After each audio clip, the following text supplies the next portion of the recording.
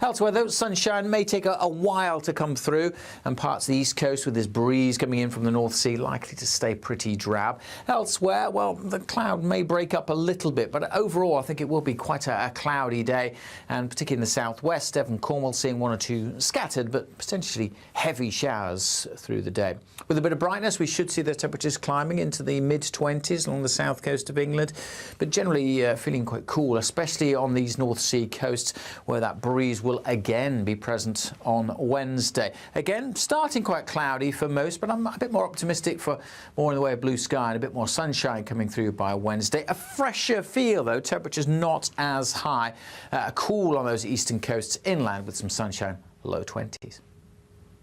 Today, clouds overhead, total zen within. Boxed Solar sponsors the weather on GB News. What does it feel like to be a Great British Giveaway winner? That's a big surprise. Oh my God, I'm going to cry. Do you know what? I've never won anything like this in my life. Oh my God, this is amazing. That is absolutely fantastic. We're over the moon. Yes, that is fantastic. You know, you have no idea how much I needed it. Oh my goodness. You've won £54,321. Please don't joke. This would change my life. Oh, thank you so much. I was gobsmacked. Thank you, GBNews. I'd say don't hesitate, do it. If you're not in it, you've got no chance of winning it. Thank you. You weren't expecting to get that call today, were you? No, I wasn't. You really could be our next big winner. Head over to gbnews.com/win now to find out how and get your entry for the Great British Giveaway. Great prizes, even greater wins. Hi, I'm Michelle Dewberry, and my show is your opportunity to cut through all the noise and dive in headfirst to some robust debates. Ideas clash. Situation, no, isn't it? Because the failure is... You're deliberately avoiding my point. Nothing's held back. And if you think this is the end of it, wait for more. And we do not shy away from the difficult stuff. Sometimes I want to shake people and say, if only you understood. So join me on Dubes & Co. weeknights at 6 p.m, only on GB News, Britain's news channel. Good Afternoon Britain isn't just about us. The wonderful thing about this programme is it's about everyone watching. It's an interactive programme. Well, there absolutely is something to see here, and we're going to be talking about it more. Whether it's breaking royal news, please bring us up to date, or indeed a particularly punchy speech in the House of Commons. Very, very curious. We bring it to you live, and then we bring you live reaction as well. That's Good Afternoon Britain, weekdays from midday. Only on GB News, the People's Channel, Britain's news channel. Mornings don't have to be tiresome, especially if you have the right company. Wake up to news as it happens, opinion and debate, and of course, a little bit of entertainment too. Because when the kettle's on, we're on. That's Breakfast on GB News, a show worth waking up for. Every morning from 6 a.m. Only on the People's Channel, Britain's news channel. We'll spread the news, you spread the word. From the school run to the home run, watch a new show for all of Britain. So he can say whatever he wants. A straight talking show where all voices are heard. And, you know, when are we going to stop talking about smashing the gangs and actually do it? With the stories that matter from every part of our country. There's a bit of a crash landing there for your Chancellor. Bold, fearless and standing up for you. That's me, Martin Daubney, 3 p.m. till 6 p.m, weekdays, here only on GB News. The People's Channel, Britain's news channel.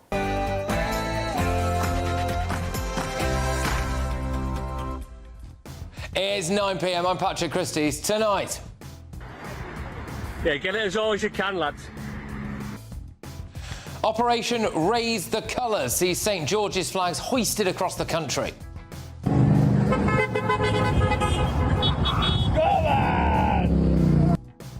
People are even painting roundabouts, but in the pro-Palestine Tower Hamlets,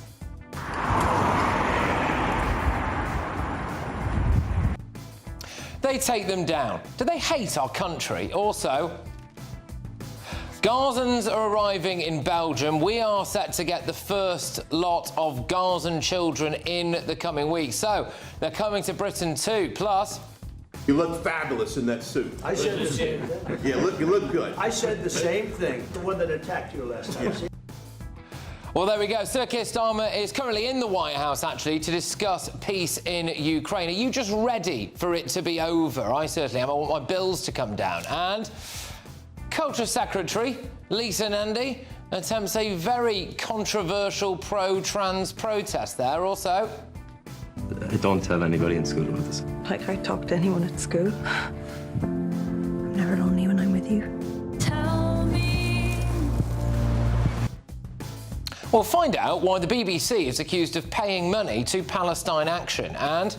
welfare system is broken. We must have a welfare system fit for the future, and the current model doesn't work. We will also support those who can work back to work. Oh, whoopsie, fewer people have been sanctioned for dodgy benefits claims under Labour. On my panel tonight, we have got journalist and broadcaster Carol Malone, we have got writer and commentator Benjamin Butterworth, and former Cabinet Minister and now Reform member Sir Jake Berry. Oh, and what's going on here?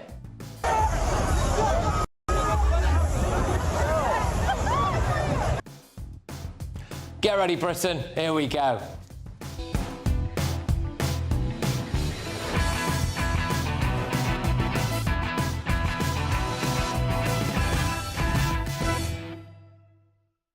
Stop the war in Ukraine and bring British bills down. Next.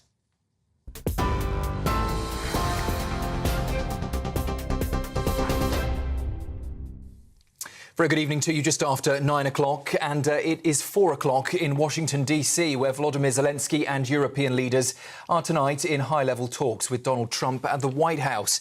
Zelenskyy says they have had very good talks on sensitive issues, including security guarantees for Ukraine. Donald Trump confirmed the United States will provide those guarantees as part of any peace deal and claimed that Russia is ready to accept them. He insisted, though, a ceasefire isn't needed to negotiate an end to the conflict. But France's Emmanuel Macron and Germany's Chancellor disagreed. They urged for a ceasefire, saying it must come first. Well, Donald Trump has said he is already covering a lot of territory with Volodymyr Zelenskyy and that he will call Vladimir Putin later today, promising to put the war to sleep. We're going to have a lasting peace. Just to answer the first part of your question, we're going to have a lasting peace. I hope it's going to be immediately. I hope it doesn't have to go on. And I think people of the whole world is going to be very happy when that's announced. Well, Zelenskyy has also called today's talks one of the best so far, thanking Donald Trump and European leaders for their unity and repeating Ukraine's goal, he says, to finish the war and stop Russia. The US president says the next step could be a trilateral summit with Russia and Ukraine, a move he signalled he is ready to host. Meanwhile, though, Moscow has turned its fire on Britain in a statement as those talks were ongoing earlier. Russia accused the UK of being obsessed with raising the stakes in Ukraine and pushing NATO partners to what they described as a dangerous brink beyond which a new global conflict is not far away. In other news and closer to home, pubs are vanishing from Britain's streets at a rapid pace. 8 are shutting for good every week in the first half of this year. Official figures have shown 209 pubs were demolished or converted by June, as rising taxes, higher wages and business rates have taken their toll. Industry leaders call those closures heartbreaking, and they're urging the Treasury to deliver tax relief in the upcoming autumn budget. Meanwhile, the Chancellor is considering a property tax overhaul, replacing stamp duty with a new property tax on homes sold for more than £500,000. That Treasury proposal, still at an early stage, could also pave the way for reform of council tax, which is based on 1990s property values. Rachel Reeves says the changes would aim to boost fairness and raise revenue without breaking Labour's pledge not to increase taxes on working people. The mother of 9-year-old Olivia Pratt-Corbell, shot dead in her home in Liverpool, is urging communities to speak out against gun crime. Her death was the third fatal shooting in just a week on Merseyside. And now Olivia's mother, Cheryl, and other bereaved families are working with the group Evolve to reclaim neighbourhoods worst hit by serious and organised crime. 3 years on, Cheryl has said that the pain is indescribable and that no other family should suffer the same. I think one of the biggest successes of the Evolve project has been the 300% increase in community intelligence from our communities. That is obviously really significant because it means the communities do have more confidence in the police now. They're coming forward, they're telling the police or Crime Stoppers or whatever route they're using, they're telling them what's going on, and that means the police can take action against these criminals that are causing this harm. So I think that's a really positive narrative in terms of the relationships that have been built between the police and the community since then. That's the news on GB News. I'll be back with an update at 10. Now, though, it's over to Patrick. Tune into GB News Radio wherever you are. Online, on DAB digital radio, on TuneIn, on Radio Player, and on your smart speaker. Just say, play GB News.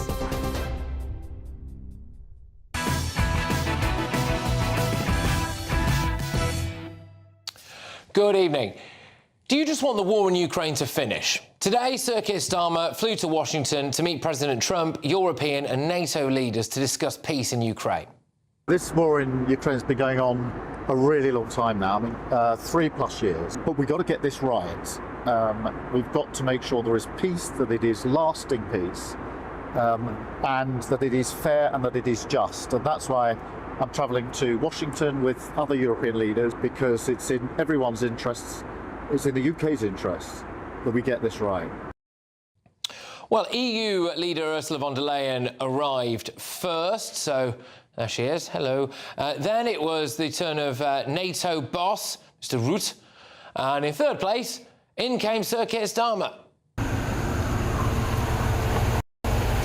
ready doors, ready pop, ready open. Mr. Prime Minister. Nice to see you again. Ready close. Well, all eyes were on the greeting that President Zelenskyy would receive.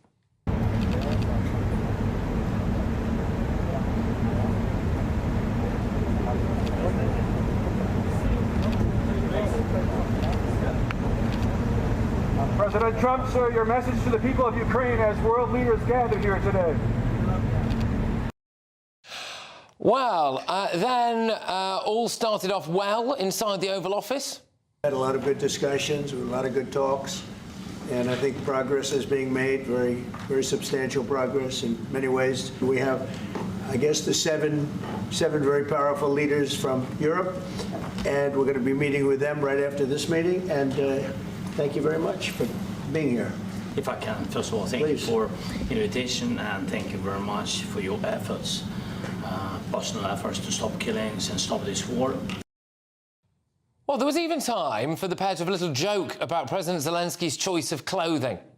President Zelenskyy, you look fabulous in that suit. I said the same thing. Yeah, you look good. I said the same thing. The one that attacked you last time. Yeah. See, now he's in. I remember that. Yeah, I apologize to you. You look wonderful, President Zelenskyy. In the same suit. You see, I changed. You are not. Well, and so far we've had no repeat of this. Gambling with World War III. And what you're doing is very disrespectful to the country, this country, that's back to you, far more than a lot of people said they should have. The European leaders then sat down with President Trump.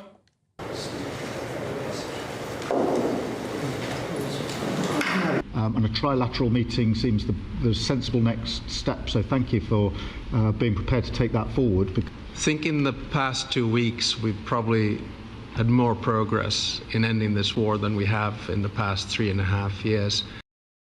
It's funny, isn't it? All of those European leaders that slag President Trump off and have done for years are sitting in his house now praising him for helping with everything. Just thought that was interesting to know. But anyway, just to bring you up to speed on the latest announcements that we've had in the last few minutes before I came on air, President Trump has confirmed that a trilateral meeting was a matter of when, not if. That's going to be him, Zelenskyy and Putin.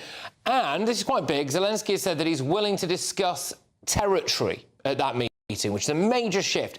The UN's Mark Rutte said that the deadlock had finally been broken with Putin, whilst Germany's Chancellor Merz and President Macron challenged Trump by saying that a ceasefire is needed. But let's just remind ourselves of what the war in Ukraine has cost you, the British taxpayer, because this is where I'm at tonight. It's a discussion I want to have, OK? So whether or not we've had enough now, we've done enough, and we want to see a little bit of money come back to Britain. So let's remind ourselves of what the war in Ukraine has cost you. Since February 2022, the UK has committed a total of up to 21.8 billion quid in support for Ukraine. This includes £13 billion in military support. The UK is committed to spending £3 billion a year in military aid every year until 2030 to 2031.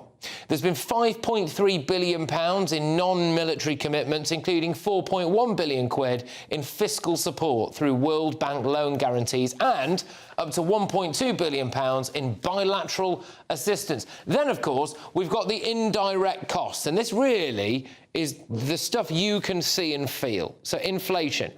It led to a surge in prices for essentials like petrol, gas, food. UK inflation reached a 41-year high of 11.1% in October 2022. High energy costs combined with increased global food prices have squeezed your income, and you feel it every time you go to the shops. The UK has also provided financial assistance and, of course, housing when it comes to Ukrainian refugees. Do you want that to stop? At what point do we say, we've done enough now and we need peace? I'm joined, before I go to my panel, just very quickly, I wanted to have a chat with the man who's actually in Ukraine, and it's YouTuber Chris Must-List. Chris, thank you very, very much. What's it like in Ukraine right now, militarily speaking? Yeah, very stressful. Constant alert. The region I'm in right now, at least 100 alerts in the last 24 hours. With bombs dropping by the hour. Last night there were 10 people died in one bombing, a residential complex, 2 children included. You know, if you're not here and living the day-to-day life, you really won't understand it, and it will be next to impossible for me to even describe the stress level. And there are a lot of people that have decided to stay and not run, so it's constant bombardment. What do you think they want? And what do you think the people that you've interacted with in Ukraine want? Do they just want this to stop? Are they willing to give up a bit of land? What's your feeling? Yeah, quite the opposite. You know, this has been going on 3.5 years, right? I came here 3.5 years, and 3.5 years ago, and now I returned about a week ago. And for the people that have remained, they have no plans of giving up anything. And from what I've seen on the ground and on the front lines over the last week, they're willing to give up their life. A lot of them are older people, I'd say 60 plus. They feel like they've lived a good life, and they're not willing to leave or give in for anything. So, for example, 2 nights ago, there was a missile strike in a community a couple hundred meters from where I was at, so I ran to try to help. No firefighters or first responders will appear out of fear of them being attacked. And, you know, they're all what our grandmother would look like. And they're fighting the fire with old, rusty pails of water, knowing that no one's coming to their rescue. And they're willing to, they've told me, they're willing to die on the spot before they'll give up. Okay. So that's what I hear here on the ground. Yeah, I mean, it sounds like a very, very, very bleak and desperate situation there, doesn't it? And just very finally, Chris, and sorry to be quite short about this, but is Russia now kicking on a bit here? I mean, you know, there's this talk about, okay, well, if it carries on indefinitely, I mean, what does that even look like? I mean, is Russia making advances right now? 100%. Right. And once again, for those not a part of this, they don't realize, like, war has changed. You know, drones are set up in the air, thousands of them per day, and now they're even attached to like fiber optics. They can travel 80 kilometers on a wire, on a string, with no intention of returning. The sole purpose of it leaving is to hit a target. And most of the time that's a residential car driving or an ambulance moving, or by far, the far majority of the people being hurt and injured are not military. These are regular, everyday citizens just trying to survive. OK, Chris, thank you very much. Stay safe as well out there, and maybe I'll check in with you in the next day or two. Chris Merciless there, who's a YouTuber, is in Ukraine. Let's get thoughts on my panel now. We've got journalist and broadcaster Carol Malone, we've got writer and commentator Benjamin Butterworth, former Cabinet Minister and now Reform member Sir Jake Berry. Look, Carol, I'll start with you on this. So we've got a feel for what it's like on the ground there in Ukraine. I don't think anyone can deny the fact that it's obviously in part pretty desperate, but I think we have to deal with certain realities here in Britain. For us, how much longer are we willing to keep going on with this? Have we done enough now? Well, I don't think we can ever do enough, frankly, because it's the future of European security we're talking about here. And for us to say now, let's pull out... I'm really angry with Europe, actually, because even without America's help, this war could have ended very quickly at the start. You know, the GDP of the European countries combined is 6 times greater than that of Russia. We could have ended this war very quickly had we given them what they needed to fight it. And we didn't. We faffed around. And they're still faffing around. They're going to Washington now. European leaders saying, no, we're going to... Well, creating a human shield around Zelenskyy to protect him from Trump. No, they're not. They're just going there, they're grandstanding. They're going to have no say whatsoever in this deal. And it worries me that this deal is going to sell out Ukraine. You know, they're carving up a sovereign territory and it's going to embolden Putin. And the next thing he's going to be harassing the rest of the Baltic states and what's going to happen to Europe after that. So it's not a case of, you know, have we spent too much money? I don't think we can ever spend enough. This war has got to end, but it's got to end in a way that we want it to end. Okay. Not the way Trump decides it's got to end. Do you agree with that, Jake? I mean, I can almost hear through the screen quite a lot of viewers and listeners saying, yeah, we were told everything that's gone up, energy bills, food prices, all of that, it was all Ukraine, Ukraine, Ukraine. That was 3.5 years ago. And I don't know, I just think people wanted to stop. Well, I think people do want peace. I think you're right, but I don't think that's necessarily driven by a huge desire of British people to see the Ukraine carved up or to capitulate to Russia. I've always looked at this. Britain has paid a very high price out of its pocket for the support to Ukraine. But I've always looked at this and thought, look, that price is better than our own sons and daughters perishing on the soils of Europe because we don't deal with Russia.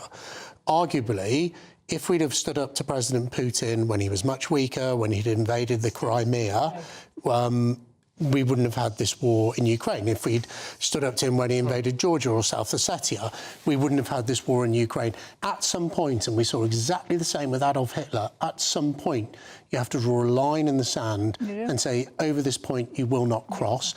Britain has been very good in supporting Ukraine, and I think the British people, of course, want peace. Of course we want our energy bills to go down, but we also don't want our sons and daughters to shed their blood on the battlefields of Europe in a way that, you know, we're celebrating VJ Day just a few days ago in a way that a previous generation did. OK, just as well, another line that came out of the latest meetings there was that apparently President Trump has said that the United States is willing to guarantee the peace. So that would mean, I suppose, US hardware, military personnel potentially in Ukraine. It remains to be seen exactly whether or not Britain would do the same. But that is quite a big step. Zelenskyy, in return, appears to be saying that he's willing to give up some time. It's really interesting. He doesn't actually have the power to do that. He doesn't. So unlike Russia, which is a dictatorship, and Vladimir Putin says, we're doing this, we're doing that, and that's the law, if you like. Under the Ukrainian constitution, territory can only be ceded by parliament. So Zelensky saying that he will do it isn't the same as it happening. He needs the Ukrainian parliament, I believe unanimously, to vote in favour of ceding the territory. Two-thirds majority. And the thing is, you have to, and Trump must know that, so you have to wonder what Trump's doing. Is he trying to get Zelensky out? Well, the people behind him know. Is he trying to get Zelensky out so that the people will vote him out? It's insidious what he's doing. The future of Europe should not be decided by an American president. OK, well, all right, but I do think... Well, it has been for quite a long time, though. I do think, though, Benjamin, there were some quite almost farcical moments there, which is that you've got people who've absolutely slated Trump for years. So you've got, you know, various different European leaders there that have taken every opportunity to try to stick the boot in. Sir Keir Starmer in the past, of course, has slagged him off. Our Foreign Secretary's called him a neo-Nazi sympathising, woman-hating sociopath, right? And they're all there, sitting in Trump's house, round his table, saying, gosh, thank you, you've done more in 2 weeks, you've done more in 2 weeks. They're a pathetic bunch of losers, aren't they, as Europeans? Well, look, I've called people on this panel worse, and I still turn up, so... Look, I mean, that's part of the choreography of a Trump presidency, that you have to adore him because that's the only time he listens. I have to say that I think one of the problems is that Donald Trump knows he won't be there in 3.5 years, even if he pretends otherwise at times. And so he wants the glory of looking like peace has been settled, rather than the think maybe he does genuinely just want peace, the killing to stop, crack on? Does this always have to come back to the idea that President Trump is an evil narcissist? Why can't it just be the reality of the situation? He wants to stop spending money on there. He wants peace in Europe. He wants people to stop dying. But the problem is that what he sees as peace is at far too high a price. Exactly. It's not peace to hand over a great swathes of your country. And so what I would say is that actually I watched that meeting this evening of European leaders and I didn't think it was impressive. I thought it was humiliating. I would take the opposite view to your monologue. The lesson of where we are today isn't that we've spent too much. It's that ever since the Cold War, we have failed to spend enough to protect ourselves as a continent. Lies with European leaders. I mean, Germany sent some rainbow-coloured helmets at the start. Boris Johnson sent actual hardware. You know, they didn't want to defend themselves. You have to say there's no value to a peace that gives Putin everything he wants and betrays Ukraine. There is no value to that kind of peace because that emboldens him to do. Well, then we should have done something about it years ago. Should have, yes. And we didn't. Well, it's the point I make. We should have stood up to Putin. You know, David Cameron should have done, frankly, when he started warmongering then. But, well, yeah, at all points of view. What I actually do think is quite humiliating is the fact that, you know, in the 1980s, Margaret Thatcher would have picked the phone up to Ronald Reagan. It would have been a bilateral between the two of them. Britain is now so diminished that Keir Starmer has to go as part of 7. He's not even sat next to the president. He sits next between Macron and Giorgia Meloni. And then And the other thing I think is bizarre is President Trump makes his press conferences with more pictures of British prime ministers in than Keir Starmer does. He had Winston Churchill over his shoulder. Keir Starmer's removed him. Patrick's right. These European leaders are going to do absolutely nothing. They call themselves a coalition of the willing. Whatever Trump says, they're going to do. All right, we've got to go. Sorry, we overran a bit there. But, of course, the reason why is that I have to squeeze in this. It's time for the Great British Giveaway, and it's your chance to live mortgage or rent-free for a year plus £5,000 in cash. If you don't have a mortgage or rent to pay, then it's £15,000 in cash instead. Here's all the details you need. We want to send some of those monthly financial stresses packing this August with your chance to be mortgage or rent-free for 12 whole months. We'll give you a cash lump sum that equals 12 of your monthly mortgage or rent payments, right up to an amazing £20,000. We'll also throw in an extra £5,000 on top of that for good measure, because why not? And if you don't have a mortgage or rent to pay, lucky you. We'll give you £15,000 tax-free cash instead. What are you waiting for? Lines will close on the 29th of August. For another chance to win, text WIN to 63225. One entry costs £2.50 plus one standard network rate message, or text BONUS to 63225. 5 entries cost £5 plus one standard network rate message. Go to gbnews.com/win. Entry start at £2.50. Call 0903 686 3232. Calls cost £2.50 plus your network access charge. Or post your name and number to GB15 PO Box 8690 Derby DE1 9TT. UK only. Entrance must be 18 or over. Lines close at 4 p.m. on the 29th of August. Please check the closing time if listening or watching on demand. Good luck. Yeah, good luck, everyone. So still to come, Cabinet Minister Lisa Nandi has been branded a disgrace after wearing a pro-trans rights T-shirt during a Pride march. But, next. Welfare system is broken. We must have a welfare system fit for the future, and the current model doesn't work. We will also support those who can work. Well, it turns out that fewer rule-breaking benefits claimants are being sanctioned under Labour. So are they actually responsible for Workshy Britain? Stay tuned.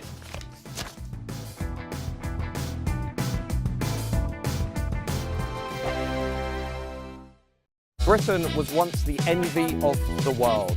But look around. A nation that no longer knows what it is or where it's going. A country that's broken. How do we fix Britain? How do we bring it back? Friday night with Matt Goodwin at 8 p.m. Only on GB News. You've read the headlines, you've heard what those in power have to say. How about now we actually get to the truth? They would pay attention. We go beyond the political theatre and tell you what's really going on behind the scenes. For a massive council tax hike, one of the biggest in the UK. Others follow their lines, but we go off script.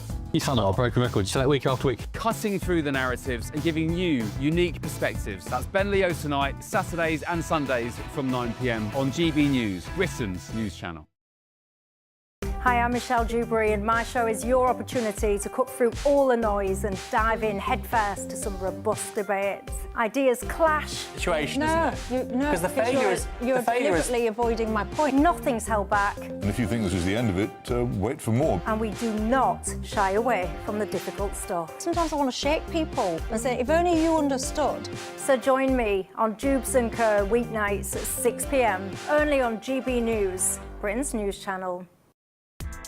Join me, Nana Akwe, for an informative, interactive news programme with a difference. It's fun. No, he didn't say that, Dave. I'm so surprised. I think there's an element of truth to that. Join me from 3 p.m. every weekend, only on GB News, Britain's news channel. At GB News, we are proud to stand for you, for the Britain you love, for the communities you live in. That's what makes us the fearless champions of Britain. Its voices and its values. Because we, at GB News, the People's Channel, Britain's news channel. Good Afternoon Britain isn't just about us. The wonderful thing about this programme is it's about everyone watching. It's an interactive programme. Well, there absolutely is something to see here, and we're going to be talking about it more. Whether it's breaking royal news, please bring us up to date, or indeed a particularly punchy speech in the House of Commons. Very, very curious. We bring it to you live, and then we bring you live reaction as well. That's Good Afternoon Britain, weekdays from midday. Only on GB News, the People's Channel, Britain's news channel.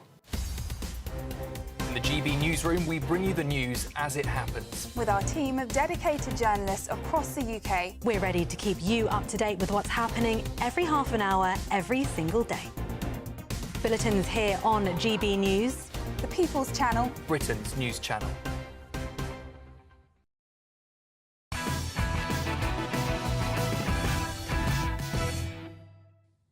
Welcome back to Patrick Christys tonight. Devastating stats for Labour. It's time for the head-to-head. Well, they said that they'd sort out the welfare bill, didn't they? But the number of sanctions issued to people breaking benefits rules has fallen to a new low. That's according to actual government data, as ministers have been accused of encouraging work-shy Brits to stay unemployed. A shocking estimate of 1,500 people a day have been signed off on incapacity benefits with no requirement to work. That's since Labour took power in July of last year. Only 26.6% of claimants are currently eligible to be fined if you do things like miss appointments or job interviews or just generally prove to be totally lazy and bone idle. This is compared to 64.8% of claimants back in 2017, when actually George Osborne pledged to get Britain working. And of course, Chancellor Rachel Reeves did promise the same thing, to take a sledgehammer to the welfare budget, but then, OK, this happened. This is crazy, man. This is outrageous, man. Yeah, a backbench rebellion forced a complete U-turn, just like when the Prime Minister promised to smash the gangs, and yet then it turned out, didn't it, that, oh yeah, fewer gangs have been smashed than they were before he was in office. So can the government be trusted to get Britain back to work? Are they encouraging bone idleness? Joining me now is former Lord Commissioner of the Treasury, Heather Wheeler, and political commentator Andy Twelves. Thank you very much. Heather, when you look at the fact that fewer people are essentially being done for benefits fraud in the country at the moment, does it look like Labour's maybe on the side of the work shy? I'm afraid it's a traditional position, isn't it, that they've taken. I find it absolutely astonishing that all the building blocks were there when we left Parliament July 24, and 62% of people would have been available, should they break the rules, to have the rules applied to them. Now we hear it's 26%. On what planet is that a good idea? Yeah, Andy, on what planet is that a good idea? Well, it's just more people have come off of unemployment benefit and have moved to sickness benefit, so they're just not eligible for penalties. You know, it's more of a data crunching issue than, you know, Labour being pro-Workshy or anti-Workshy or anything like that. It's just more people are on sickness than unemployment. That's all. And you believe them all, Andy, do you? I mean, I'm sure that some of them are. I mean, I don't know. I think it's rich for the Tories to give any chat about it. Given their austerity measures over the last 10 years, push more people onto welfare than ever before. Their cuts to public services, their cuts to public sector jobs.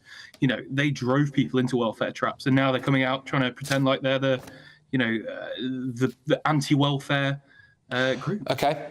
Well, I'll put this to you, Heather, which is that there are currently 3.7 million Brits claiming unemployment benefits who are not required to look for a job. That's up nearly 1 million since Labour came to office. So, I mean, it's quite hard to argue with the idea that more people have decided that they want to just jack it all in under Labour, isn't it?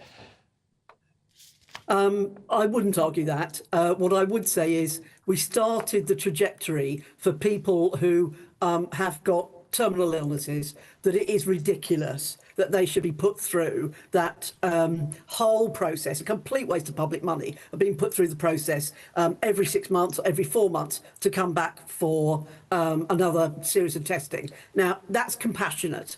I have no problem with compassion being afforded to people who know that they are not going to get better. I mean, let's all be reasonable about that. I'm surprised it's another million. That is a shock, and that really does concern me. I do wonder whether some of those are absolutely not terminally ill, but maybe we have this issue with mental health now that has exploded, that wasn't there before COVID. And I think that those facts really ought to be drilled down into. Yeah, well, let's just have it right, Andy. What would those facts indicate to you? Because they indicate to me that we've got a load of people who are just on the take. And I would bolster that by saying that something like 1 in 4 new cars are for the Motability Scheme now. We've got people claiming record levels for things like ADHD. And I'm sorry, some of them just have naughty kids, right? I mean, what would those facts indicate to you, Andy? I mean, obviously on mental health, I think if you lock people in their houses for 3 years, that's going to have a toll on people. I mean, obviously, I think nobody would dispute that. I think, obviously, doctors have got better at figuring out what mental health looks like. So, it's not shocking on that side of things. But I think certainly some people will take the mick out of it. But a lot of people who are getting these benefits are in work. Not everyone who receives benefits is completely unemployed and on the dole. Lots of these people who will have, PIP will be working. So it's kind of... It's not as Andy, shouldn't they fear? I'm sorry, but shouldn't a condition of making people like me, or I dare say maybe both of you and everyone out here, pay for their lives, shouldn't a condition of that, Andy, be that you do have to go and actually look for work in all of this? Because at the moment we've got fewer people who will ever face any kind of disciplinary action to their benefits if they get an appointment at the job centre, so they actually get an appointment there and then can't be asked to turn up for it. The benefits gravy train just carries on, Andy. Well, I agree when it's genuine, when they're genuinely on the dole. Yeah, I completely agree. And I think we should be investing in our public services. Then people aren't reliant on, in-work benefits, whether it's PIP or whatever else. I think we should be encouraging employers to pay their workers more so people are getting off the public sector. But that does kind of sit on investing in those public services so we get them out of these welfare traps, genuinely. All right, Heather, final word to you on this, really. I mean, how can Labour sort this out? What can they actually do to stop this? Well, we all believe in the worth of work. So my response for Labour to help everybody, and the taxpayers, of course, is change the 16-hour rule, move it to 20 hours or 24 hours, so that more people are working longer and costing the state less, because that is better for their mental health and it's better for the taxpayer. OK, thank you very much, both of you. Lord Commissioner, former of the Treasury, Heather Wheeler, and political commentator Andy Twelves. There's some really quite astonishing stats. But coming up, well, the BBC is in a bit of hot water here because it looks as though indirectly, taxpayers' money is going to support Palestine action. On a similar vein, I'm also going to be talking about the fact that Gazan refugees seem like they're about to land in Britain in the coming weeks, and I'm not really sure that's going to end that well. But next, MP Lisa Nandi, Culture Minister, I think, is under fire for wearing a Protect the Dolls shirt. So she looks like she's gone into bat for an aggressive pro-trans agenda. Stay tuned. Can't wait to get in that sea. Lovely and warm. Just like the feeling of having great travel insurance. All Clear Travel Insurance sponsors GB News travel destinations forecast. The heat isn't quite as intense as it has been across parts of Europe, but nonetheless it is still hot and sunny for many Mediterranean areas, and indeed across the Canary Islands and Madeira, fine and very warm here. The heat's still there across Iberia though, so some very high temperatures here. A few thunderstorms for southern France and across inland parts of Italy, but mostly sunny in coastal parts, and Greece and Turkey will stay largely fine, sunny and very warm over the next few days with lots of sunshine and temperatures in the low 30s. All Clear Travel Insurance sponsors GB News travel destinations forecast. Good evening. Yes, it's time for your latest weather update from the Met Office here on GB News. Tomorrow, similar to today, quite a lot of cloud around, but most of us dry and bright with some sunshine here and there. And again, 1 or 2 showers in the southwest, close by to this area of low pressure. Further north, high pressure is in control, bringing, as I said, a lot of dry weather, but also bringing a lot of cloud. And the cloud just pushing back inland as we go through the night, smothering much of the country by the time we get to dawn. Parts of western Scotland, Northern Ireland staying clear. In southwest England, South Wales, just the threat of 1 or 2 showers keeping going as well. Temperatures mostly holding up in the teens.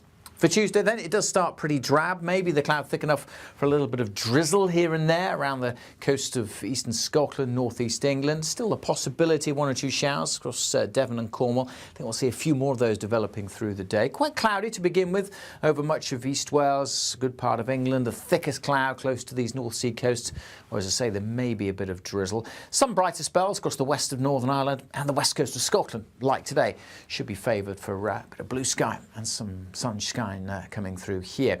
Elsewhere though, sunshine may take a while to come through, and parts of the east coast with this breeze coming in from the North Sea likely to stay pretty drab. Elsewhere, well, the cloud may break up a little bit, but overall I think it will be quite a cloudy day, and particularly in the southwest, Devon, Cornwall seeing 1 or 2 scattered but potentially heavy showers through the day. With a bit of brightness, we should see the temperatures climbing into the mid-20s along the south coast of England, but generally feeling quite cool, especially on these North Sea coasts where that breeze will again be present on Wednesday. Again, starting quite cloudy for most, but I'm a bit more optimistic for more in the way of blue sky and a bit more sunshine coming through by Wednesday. A fresher feel though, temperatures not as high. Cool on those eastern coasts inland with some sunshine, low 20s. This is Britain's Newsroom, where your voice matters. It's just astonishing. With expert analysis and honest opinion, we don't just keep you informed. We bring you unique perspectives you won't see anywhere else. Can't argue with any of that. When the news happens, it happens here. On Britain's Newsroom, weekdays from 9:30 a.m. Only on GB News. In the GB Newsroom, we bring you the news as it happens. With our team of dedicated journalists across the UK. We're ready to keep you up to date with what's happening every half an hour, every single day. Bulletins here on GB News. The People's Channel. Britain's news channel. Britain was once the envy of the world. But look around. A nation that no longer knows what it is or where it's going. A country that's broken. How do we fix Britain? How do we bring it back? Friday night with Matt Goodwin at 8 p.m. Only on GB News.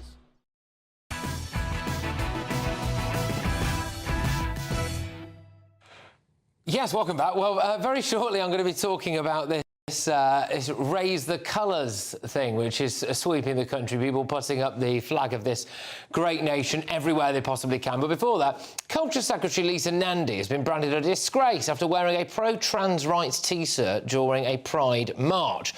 The Culture Secretary posted pictures to social media of her attending Pride celebrations in Wigan, which is her constituency, in which she can be seen wearing a top with the slogan, "Protect the Dolls." Now, Ms Nandi said on Facebook, had a fantastic time at the 10th anniversary of Wigan Pride today. Amazing turnout for the parade and celebrations.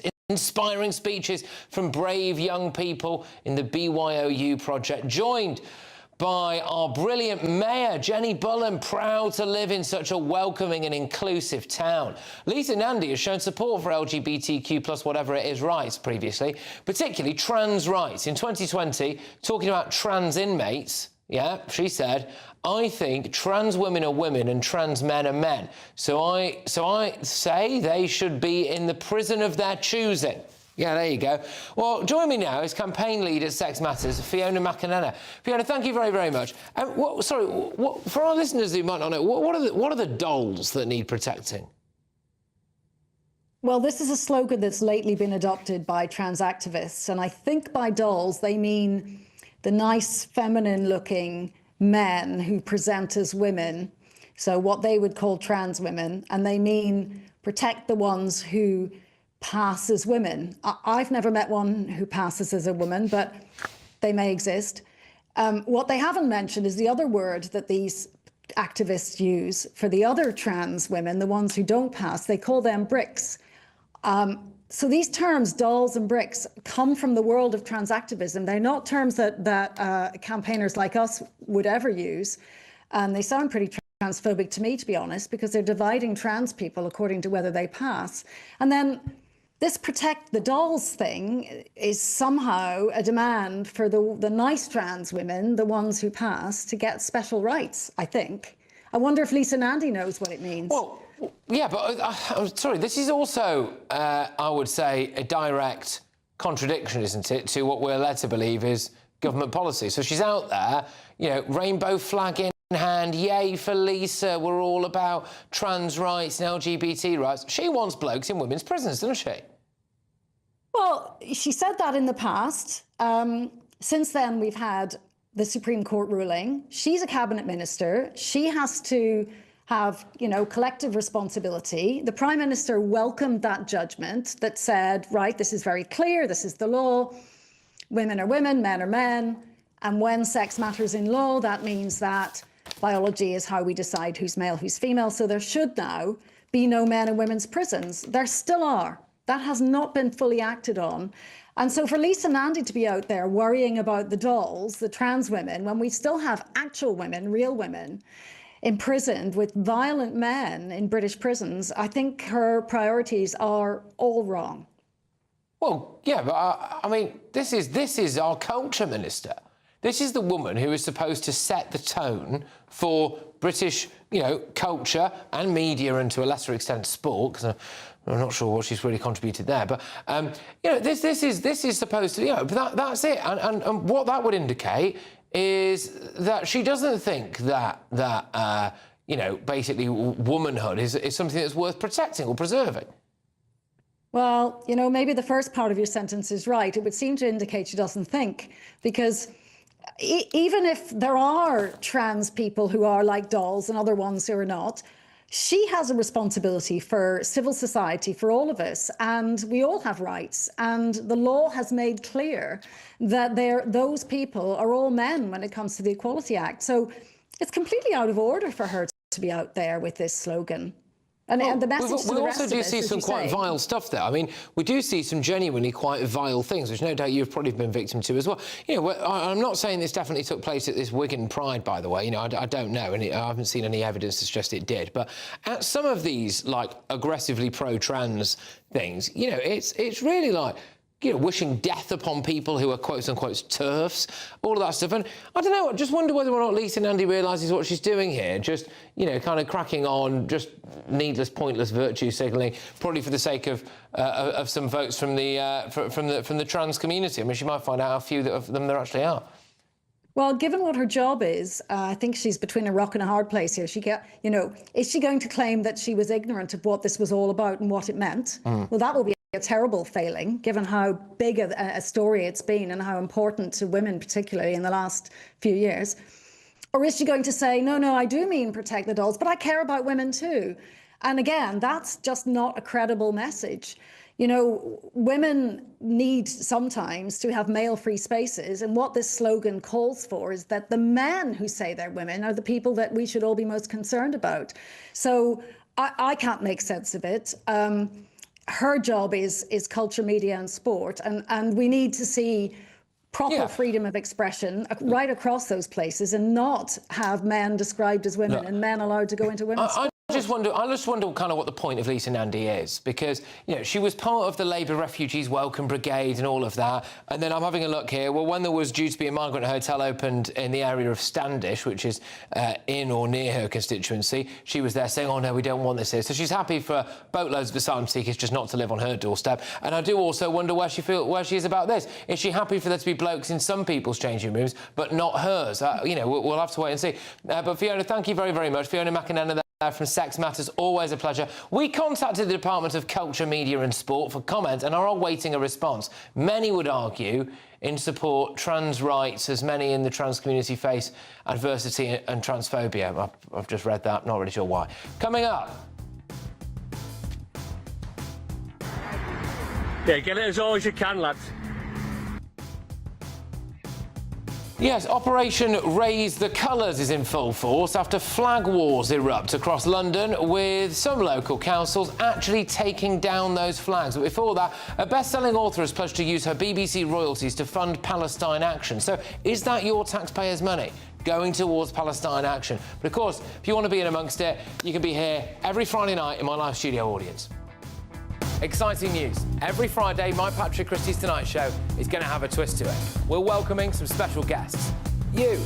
That's right, on Fridays, I'm going to be doing my show in front of a live studio audience, because this show is about you and what you have to say. It's going to be the same big debates, same big topics, same big opinions. But every Friday night at 9 p.m, you are invited to come on down to Patrick Christys Tonight to be a part of the action. Only on GB News, the People's Channel, Britain's news channel. Welcome back to Britain's Newsroom with Andrew and Beth. Hello everyone, Patrick Christys here. I'm Michelle Duke, Britain's news channel. Access the stories that matter to you. Take the GB News family with you on any device. And as long as you have an internet connection, tune in to GB News anywhere on the planet or beyond. GB News, the People's Channel, Britain's news channel.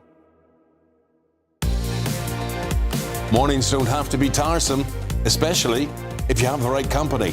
Wake up to news as it happens, opinion and debate, and of course, a little bit of entertainment too. Because when the kettle's on, we're on. That's Breakfast on GB News, a show worth waking up for. Every morning from 6 a.m. Only on the People's Channel, Britain's news channel. We'll spread the news, you spread the word.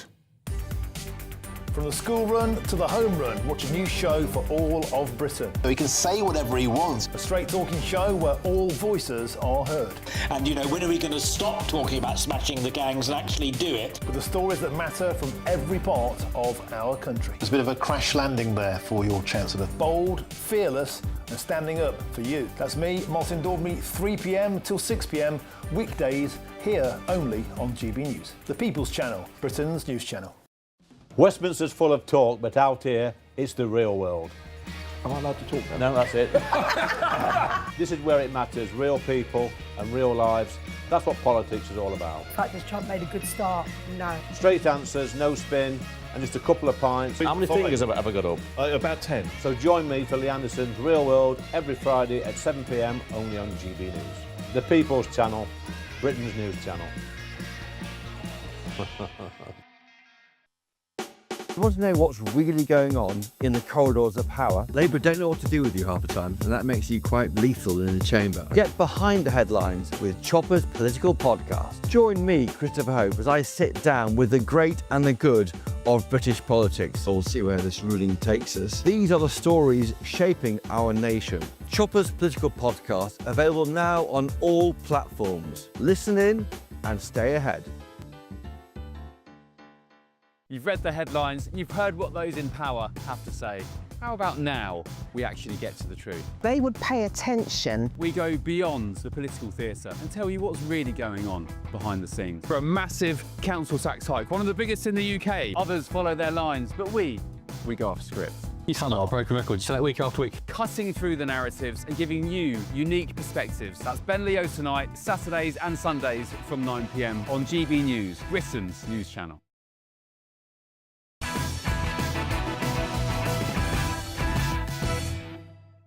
I'm just going to give you some breaking news straight away, actually. President Donald Trump has interrupted his White House meeting with European leaders to call Vladimir Putin.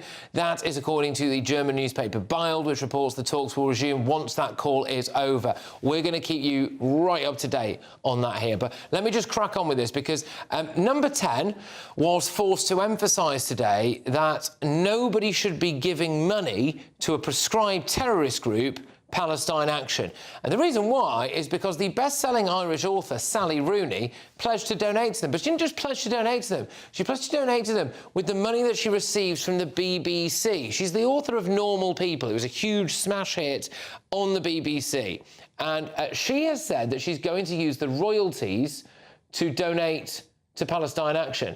It's, of course, a prescribed group in the UK. It's not in Ireland, which is where I believe she lives. She says, if this makes me a supporter of terror under UK law, then so be it. Well, I'm joined now by former Prevent practitioner for the UK, Charlotte Littlewood. Charlotte, thank you very much. The concern here would be that the BBC has, albeit inadvertently, used taxpayers' money to donate towards Palestine Action. I mean, is the BBC not on a licensing fee? So it's you choose to pay so that you can then watch it rather than our tax-paying money, I would argue. But yes, she is engaged potentially in criminal activity that could serve a very long sentence. So it's very foolish of her, and money going towards this organisation is absolutely not what we want.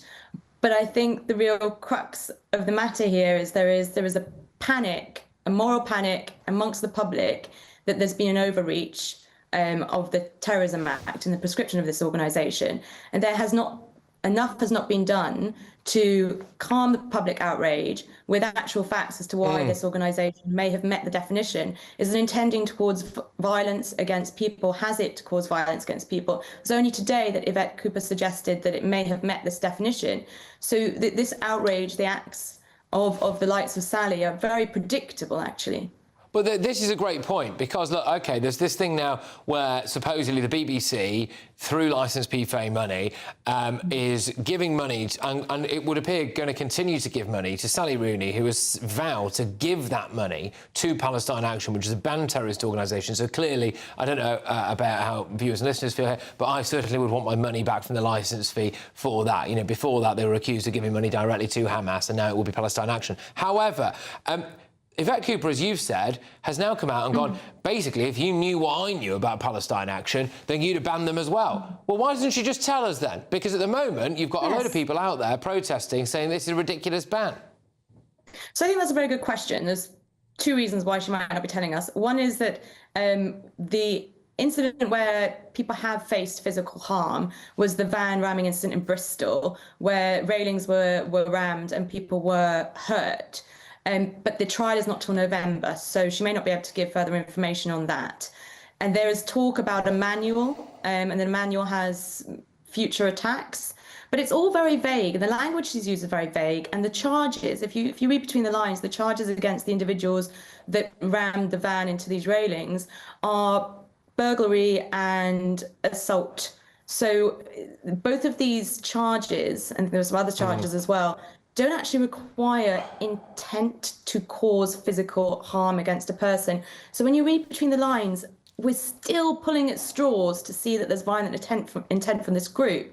So I think that Yvette Cooper is actually panicking at the outrage of the public and trying to do what she can to calm what is at this stage a complete breakdown in trusts. All right. The government and the Terrorism Act. Well, yeah, this is it. I mean, look, you know, people should be aware. If people are led on to believe this is a ridiculous thing, then they're going to keep getting themselves locked up for supporting a banned terrorist organisation, which the whole thing could be avoidable if she reveals some devastating reality, which is exactly why it needed to be there. Charlotte, thank you very much. I'm sorry it was so squeezed. Charlotte Littlewood there, former Prevent practitioner for the UK. I'm not sure. I wonder whether or not Charlotte might mention an active case there. If she did, I'll just say everyone's innocent until they're proven guilty. In relation to Sally Rooney's comments, the BBC spokesperson said matters relating to a prescribed organisations are for the relevant authorities. Well, next, we've got a bit of this.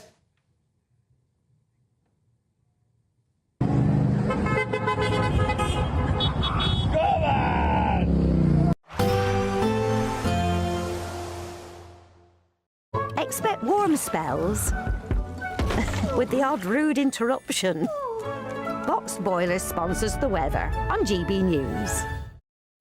Good evening. Yes, it's time for your latest weather update from the Met Office here on GB News. Tomorrow, similar to today, quite a lot of cloud around, but most of us dry and bright with some sunshine here and there. And again, 1 or 2 showers in the southwest, close by to this area of low pressure. Further north, high pressure is in control, bringing, as I said, a lot of dry weather, but also bringing a lot of cloud. And the cloud just pushing back inland as we go through the night, smothering much of the country by the time we get to dawn.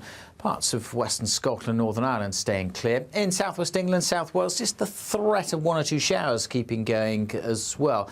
Temperatures mostly holding up in the teens. For Tuesday, then, it does start pretty drab. Maybe the cloud thick enough for a little bit of drizzle here and there around the coast of eastern Scotland, northeast England. Still a possibility of 1 or 2 showers across Devon and Cornwall. I think we'll see a few more of those developing through the day. Quite cloudy to begin with over much of East Wales, a good part of England. The thickest cloud close to these North Sea coasts, or as I say, there may be a bit of drizzle. Some brighter spells across the west of Northern Ireland and the west coast of Scotland, like today, should be favoured for a bit of blue sky and some sunshine coming through here. Elsewhere, though, sunshine may take a while to come through, and parts of the east coast with this breeze coming in from the North Sea likely to stay pretty drab. Elsewhere, well, the cloud may break up a little bit, but overall I think it will be quite a cloudy day, and particularly in the southwest, Devon, Cornwall seeing 1 or 2 scattered but potentially heavy showers through the day. With a bit of brightness, we should see the temperatures climbing into the mid-20s along the south coast of England, but generally feeling quite cool, especially on these North Sea coasts, where that breeze will again be present on Wednesday. Again, starting quite cloudy for most, but I'm a bit more optimistic for more in the way of blue sky and a bit more sunshine coming through by Wednesday. A fresher feel, though, temperatures not as high. Cool on those eastern coasts inland with some sunshine, low 20s. Expect warm spells with the odd rude interruption. Box Boilers sponsors the weather on GB News. There's just 2 weeks left to see how you can win your mortgage or rent paid for a whole year. That's a cash lump sum equivalent to 12 of your monthly mortgage or rent payments, right up to a whopping £20,000. Plus, we'll add an extra £5,000 on top for good measure. Make sure you don't miss out as lines close on the 29th of August. For another chance to win, text WIN to 63225. One entry costs £2.50 plus 1 standard network rate message. Or text BONUS to 63225. 5 entries cost £5 plus 1 standard network rate message. Go to gbnews.com/win. Entry start at £2.50. Call 0903 686 3232. Calls cost £2.50 plus your network access charge. Or post your name and number to GB15 PO Box 8690 Derby DE1 9TT. UK only. Entrance must be 18 or over. Lines close at 4 p.m. on the 29th of August. Please check the closing time if listening or watching on demand. Good luck. Hi, I'm Michelle Dewberry, and my show is your opportunity to cut through all the noise and dive in headfirst to some robust debates. Ideas clash. Situation, isn't it? Because the failure is you're deliberately avoiding my point. Nothing's held back. And if you think this is the end of it, wait for more. And we do not shy away from the difficult stuff. Sometimes I want to shake people and say, if only you understood. So join me on Dubes & Co. weeknights at 6 p.m. only on GB News, Britain's news channel. In the GB newsroom, we bring you the news as it happens. With our team of dedicated journalists across the UK, we're ready to keep you up to date with what's happening every half an hour, every single day. Bulletins here on GB News, the People's Channel, Britain's news channel. From the school run to the home run, watch a new show for all of Britain. He can say whatever he wants. A straight-talking show where all voices are heard. And, you know, when are we going to stop talking about smashing the gangs and actually do it? With the stories that matter from every part of our country. There's a bit of a crash landing there for your Chancellor. Bold, fearless and standing up for you. That's me, Martin Daubney, 3 p.m. till 6 p.m. weekdays here only on GB News. The People's Channel, Britain's news channel. At GB News, we love to hear from you, our loyal community. So drop us a line at gbnews.com/yoursay. There you can talk to each other and also to the presenters live on air. gbnews.com/yoursay, because GB News is your channel, Britain's news channel. This is Britain's newsroom, where your voice matters. It's just astonishing. With expert analysis and honest opinion, we don't just keep you informed. We bring you unique perspectives you won't see anywhere else. Can't argue with any of that. When the news happens, it happens here. On Britain's newsroom, weekdays from 9:30 a.m. Only on GB News.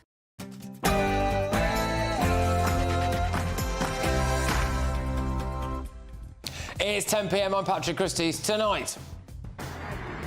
Yeah, get it as all as you can, lads. Operation Raise the Colours sees St George's flags hoisted across the country.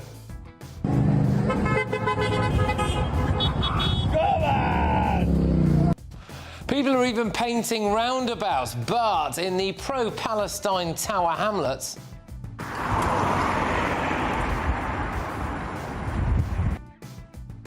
they take them down. Do they hate our country? Also, well, Gazans have arrived in Belgium, but now we are about to get some Gazan children, apparently, and people are warning, as sure as night follows day, that they will probably claim asylum and bring their families over too, and with it setting a legal precedent that could have serious consequences for Britain. Plus, you look fabulous in that suit. I said the same thing. Yeah, you look good. I said the same thing. The one that attacked you last time.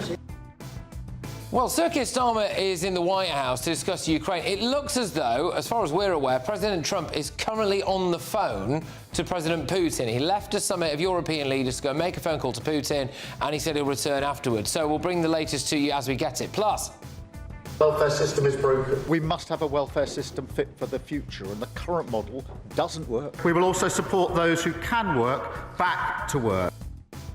fewer people have been sanctioned for dodgy benefits claims under Labour. On my panel tonight, we have got journalist and broadcaster Carol Malone, we've got writer and commentator Benjamin Butterworth, a former Cabinet Minister and now Reform UK member Sir Jake Berry. Oh, and what's going on here, please?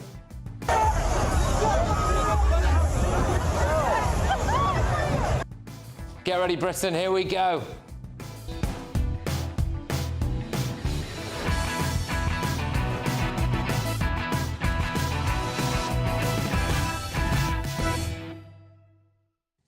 It's our country, and we'll fly our flag if we want to. Next.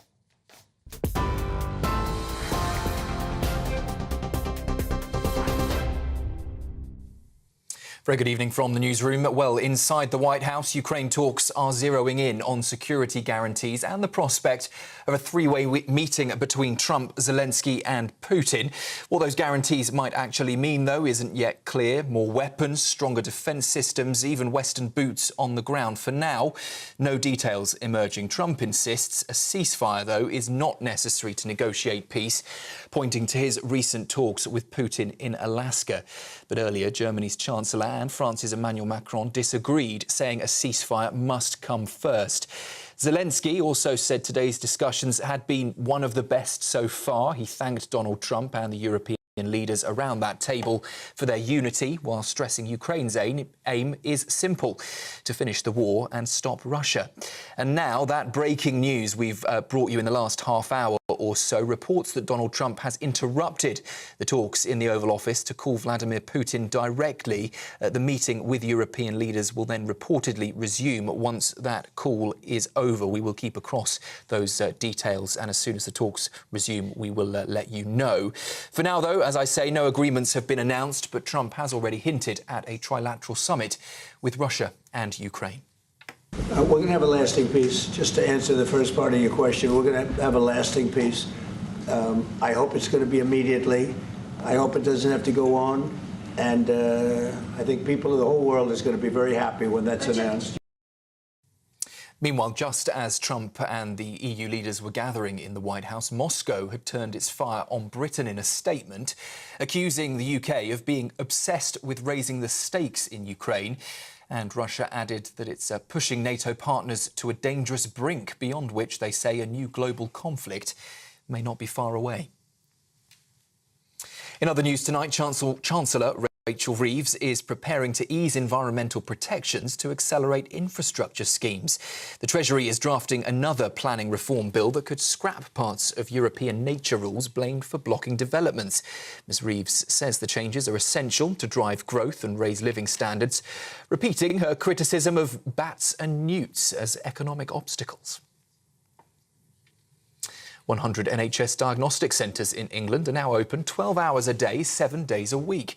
That move aims to cut waiting times and speed up diagnoses with more than 7 million checks and scans carried out since July.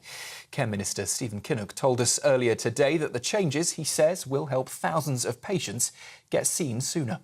A vitally important role in terms of maximising access for people. So if it's open 12 hours a day, 7 days a week, even people with busy working lives can very rapidly get an appointment. They have the whole spectrum of diagnostics, from MRI scans to CAT scans to X-rays, and it's going to really help because they're embedded in communities. They're in your local shopping centre, maybe in your local university. And thanks to our very own Patrick Christys' absurd use of crazy words, more than 6,000 of them have now been added to the Cambridge Dictionary. Editors crediting, yes, Patrick Christys, social media and much other for driving the change. Slang terms such as skibbity, delulu and tradwife now sit alongside workplace jargon like mouse jiggler and environmental phrases such as forever chemical. Editors say only words likely to stand the test of time are included, with internet culture continuing to shape the evolution of English. There you go. That's it from me for now. I'll be back with you in an hour.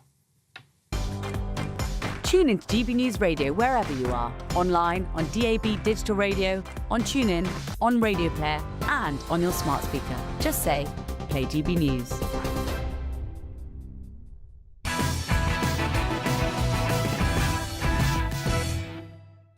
Good evening. Operation Raise the Colours is in full swing.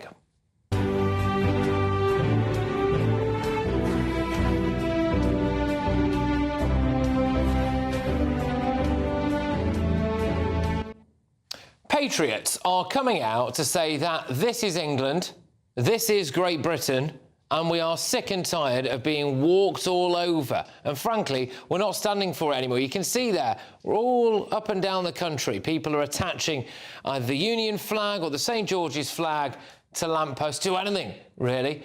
People have even been painting roundabouts in the St George's Cross.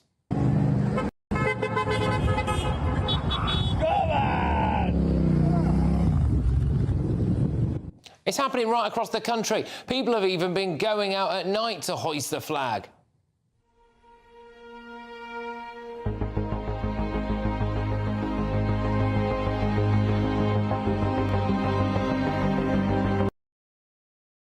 But unfortunately, in modern Britain, it looks like we're not allowed to be proud of our flag. In Tower Hamlets, they had Palestine flags everywhere. Look at that. Oh!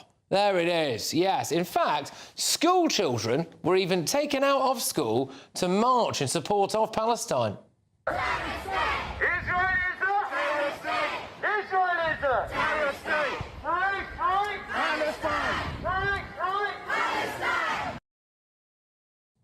Yeah, great. Future's going to be interesting, isn't it? The local council is now led by a man called Luftar Rahman. He is the leader of the very pro-Palestine Aspire Party. He was previously kicked out of office in 2015 after an election commissioner found that he breached election rules and was also had committed spiritual intimidation of voters. Yes, there we go. We all know what that means, don't we? The police and CPS decided there was insufficient evidence to launch a criminal prosecution, and when he was re-elected, he insisted he never acted dishonestly, but apologised to those who thought he lacked oversight of campaigns. Anyway, his council have decided to take the St George's and Union flags down.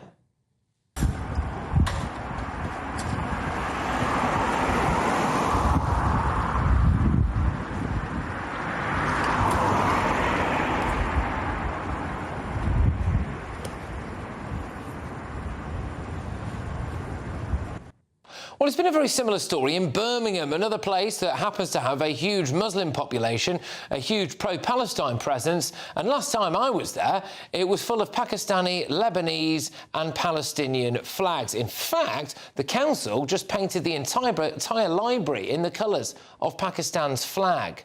So, yes, there it is.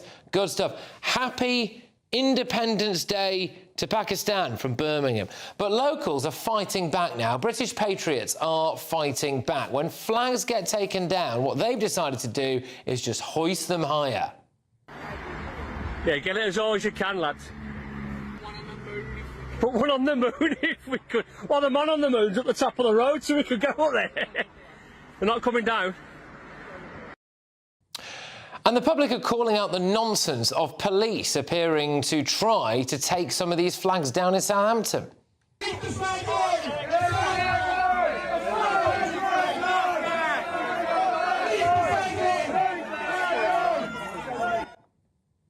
Look, apparently, we just have to accept that stuff like this is fine.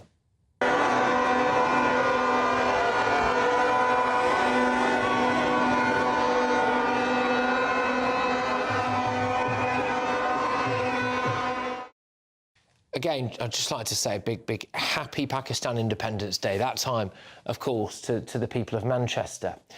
But stuff like this isn't OK, apparently.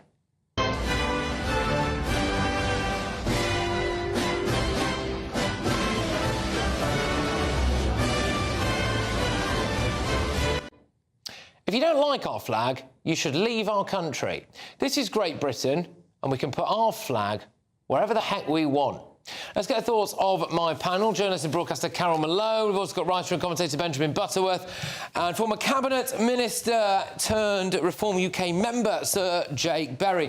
Carol, these flags, the British flags, are being hoisted now above everywhere. You know, why do you think some of these councils want to take them down? It's, I mean, how dare they? You know, and I suggest if you have a problem with our flag, you're living in the wrong country. Go and live in a country where you want to fly their flag. Go to Palestine if you want to fly the Palestinian flag. It's interesting, you know. You mentioned the council there with that Pakistani Independence Day. Birmingham Council lit up their library in green and white to celebrate Pakistani Independence Day. Why? It's not Pakistan.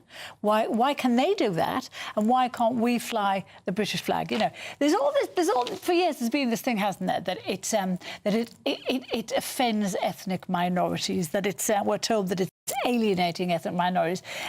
But the bottom line is, a lot of ethnic minority people care far more about their British identity than a lot of white people. And I think it's, you know, we had a schoolgirl recently punished for wearing a Union Jack dress. Why are we supposed? There's this connotation now that it's racist, that it's nationalistic, that it's what's the word, triumphalist or something. But it's not. We love our country. I mean, I certainly love my country. I'm proud of the flag. I'm sick of being dragged back into the days of colonialism. You know, get over it. Colonialism happened hundreds of years ago.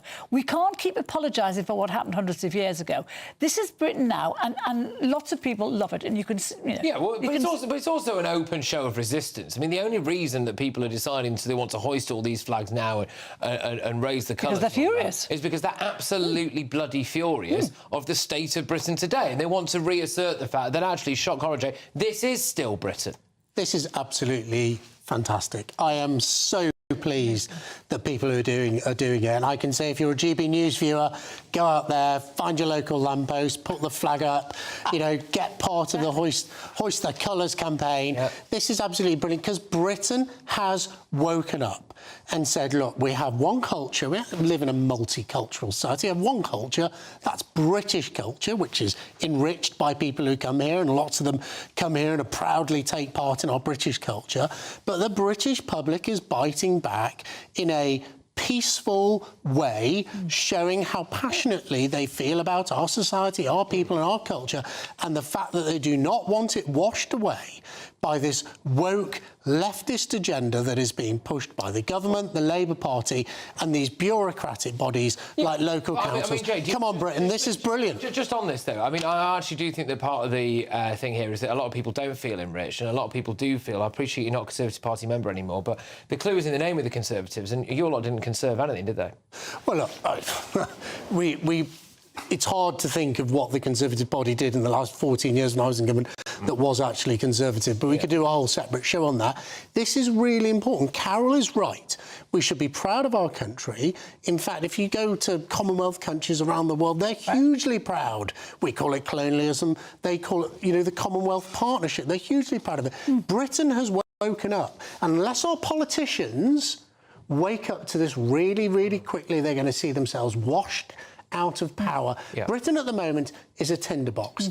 At the moment, people are peacefully, quite rightly, going around putting flags up that could so quickly turn sour if sort of faceless officials go and start pulling them down and putting up the rainbow flag or the Palestinian flag or whatever to replace it. This is brilliant. This is Britain at her best. We do have a case study of this. That case study is Tower Hamlets, Benjamin, isn't it? Where we had Palestine flags lining the streets. You had Palestine flags, I think, at one point on council buildings. We've had them all sorts of places. It's been absolutely fine to have the Palestine flag. There was no safety issue for motorists, which is one of the excuses that they say now. Tower Hamlets said lives might be lost. They've done it to save lives. They also said the weight of the flags would damage the structures. Well, weight of the flag. Look at that. I mean, those flimsy lampposts. Those heavy nylon flags. School children coming out of school to go to attend Palestine marches and all of that.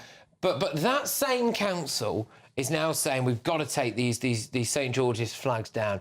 Well, why is that? Do you think they hate Britain? Honestly, you all need to get a grip. These flag-waving losers. I'm afraid these jobless yobbos are just acting like people in a school playground. How do you know they're jobless? You don't just get because they've clearly got nothing better to do. No, that's not true. I want to be clear on something. When you say jobless yobbos, you're talking about the people that don't ever seem to go to work so that they've got time to attend every single Palestine march. I'm talking about people who've done this at night, presumably after work. Yes. Well, actually, plenty of them are in daylight, so that's clearly not the case. I'm talking about these people that have got nothing better to do with their lives than go to random lampposts and hoist flags, which is simply illegal, regardless of what flag it is. You're not doing anything patriotic by sticking up the England flag. What law does it break? What law does it break? Help anyone. Well, you know full well that... What law does it break? You told us it's illegal. What law does it break? Well, it's just like fly posting. That's illegal. You can't stick your Chinese... It's not. This is our national flag. What law does it break? Well, I bet you, if you want to chat GPT... So you don't know. Okay. So you don't know it's illegal.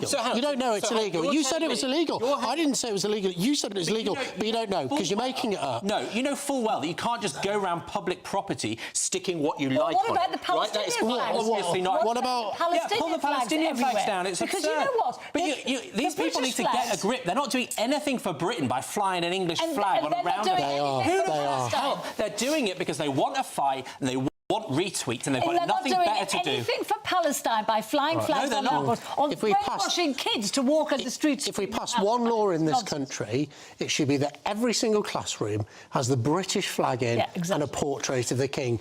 Just like the United States. They've got it in the United States of America. Let's reinstill on our young people a feeling of patriotic pride. Just like Russia. But you know what, Benjamin, though? Seriously, people are doing this now, I think, because they've had enough of being demonised in a way that I think you demonised them. It's a typical London... You can't just stick what you like to flags, to lampposts. Exactly. Emily Thornberry's changed gender and she's decided to come and sit on my sofa this evening. And you're lost some weight. You know, I bet they're right. Meow. But seriously, come on, you know, these are people who are obviously proud to be British, proud to be English. They feel like we're losing our country. They feel like they've been shunned for so long, second-class citizens in their own country, and they decided to do a peaceful gesture of resistance. You know, if you don't like it, why don't you leave? And I think... because this is the thing. I am patriotic. I'm proud to be British. I have a Union flag at home, right, which I put out on occasion. So why do you object to this? But no, because I don't spend my time thinking that you're helping your country or caring about people in your community by trying to pick fights and put flags up random... Do you think this is better or worse than rioting? And actually, I won't be lectured by someone that tanked this country for 14 years and then claims that sticking a St George's flag up is an act of patriotism. Well, it is an act of patriotism. Would be going into do you think, your neighbours who are hungry. This is so typical. That would be better use of money Patrick, than this is so typical of the view of the sort of London left. the elite in this country. They do not understand that working class communities around this country are on the edge, and it is far, far better. I'm sure we'd all agree. I'm sure we'd all agree. It is far, far better as a peaceful act of protest to put a flag on a lamppost than it is to repeat the appalling scenes, the disgraceful scenes we saw last summer with the riots.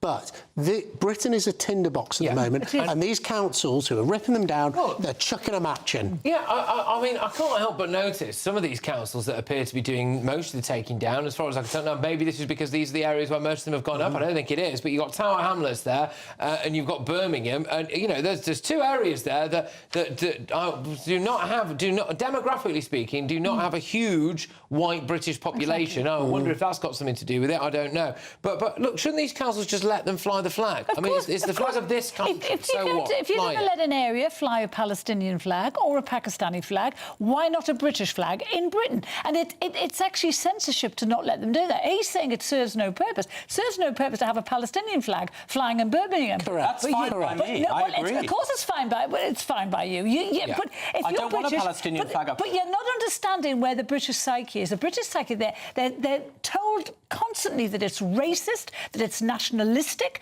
to be patriotic and support the flag. People confuse patriotism with nationalism. They're two entirely different things. And again, I will just say there's a supreme level of idiocy taking place here, because if you start taking flags like that down, well, guess what? People are just going to put more of them up. And they keep putting more of them up. And what is essentially seen as some kind of civil resistance movement, which is to say, actually, you know what, we've taken all sorts of BS here for the last however many years. We've had enough. We're going to put the flag up. Yeah, you start doing that. If you start taking them down, I'm sorry, but more and more of them will come up. Last time I went down the Mall, there was a flag flying from every lamppost. And even the King's getting in on this. There's Union flags on every lamppost in the Mall. It's got the royal seal of approval. Britain, get out there and do it. All right. Well, and apparently, even Sir Keir Starmer said that he spoke. Quite right. A spokesperson for Tower Hamlets Council said, while we recognise people wish to express their views, we have a responsibility to monitor and maintain council infrastructure.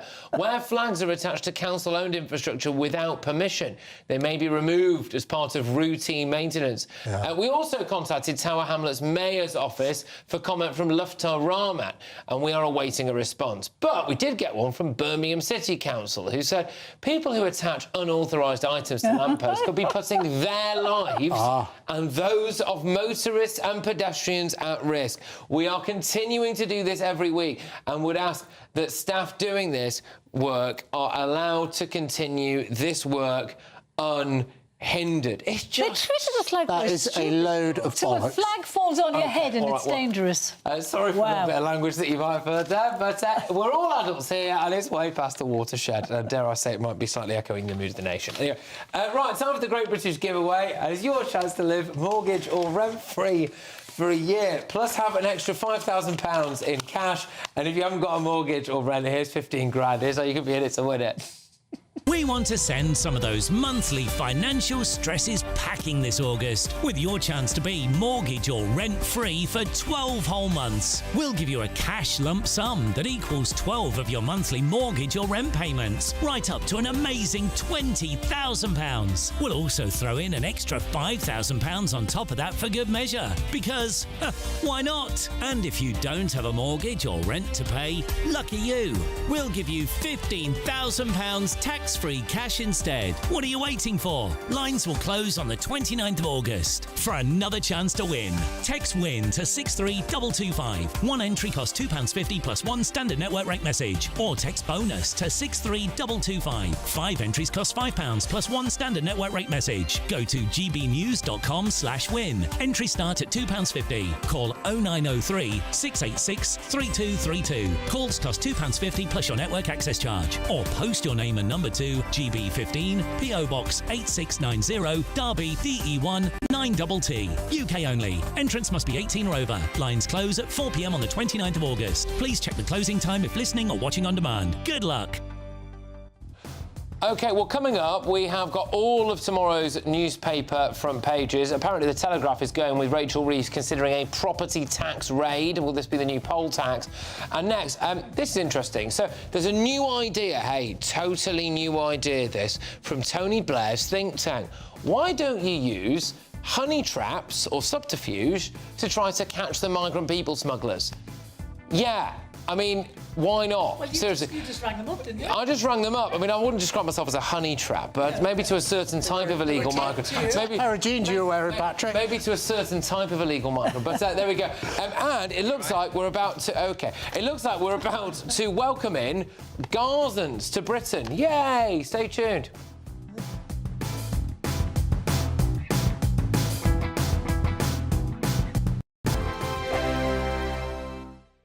Westminster, the ultimate clique. And you're fighting like rats in a sack. But here on the Camilla Tominey Show, we ask the questions the establishment media is too scared to ask. OK, let me ask you a straight question, because I know you're a straight-talking politician. Whether it's net zero, illegal immigration or law and order, nothing is off limits. You had the power then.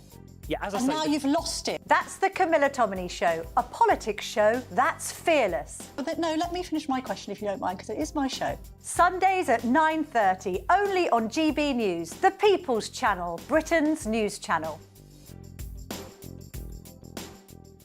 GB News Breakfast, every day from 6 a.m.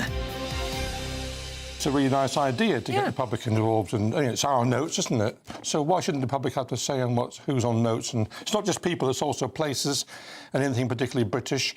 I mean, I'd like to see Big Ben on some notes, which is a very distinctive element of this country. Big Ben, everybody recognises Big Ben across the world. Being rather popular, so I'd have the Beatles on there. The best band that we've ever had, the best band in the world for ever. heaven's sake, not Careful, you'll upset the viewers. Beatles are fantastic. But you want to something like that which recognises the talent that's been in this country. We've had Shakespeare, of course, and we've had Winston Churchill. But let's have something a bit more up to date. David Attenborough. A brilliant idea. Thank you. Brilliant idea. No, I've just come up with that, and I thought that was quite good. And then they also encourage ideas, nature, don't they? So I thought maybe some acorns. Why not a beaver? A beaver is a great idea, Claire. Two things. And a dam. Two things to mention on this, right? One, you still cannot pass a Scottish note in anywhere in England, and for fear it will not be accepted as legal tender, right? But can they not? It is legal tender. Of course but it is legal. Yeah, it is legal tender. Same as an Ulster note. Yeah. It's all sterling. It's got the word sterling written on it and whatever. But you do find a certain resistance to. Huge resistance. And see, the minute they start to hold it up in the air, I'm like, I'm going to get you. Just don't ignite. When I came back from Aberdeen last time, full of Scottish notes, and I went into shops, I didn't have any resistance, and I was ready for it, though. I was ready for it. I was going to say, well, take it or leave it. It's legal tender. It's legal tender. Yeah, but the other thing is it not the Bank of England that wants to remove the historical characters on the notes? I mean, who actually uses cash? I prefer to use cash. GB News, the People's Channel. This is Britain's newsroom, where your voice matters. It's just astonishing. With expert analysis and honest opinion, we don't just keep you informed. We bring you unique perspectives you won't see anywhere else. Can't argue with any of that. When the news happens, it happens here. On Britain's newsroom, weekdays from 9:30 a.m. Only on GB News.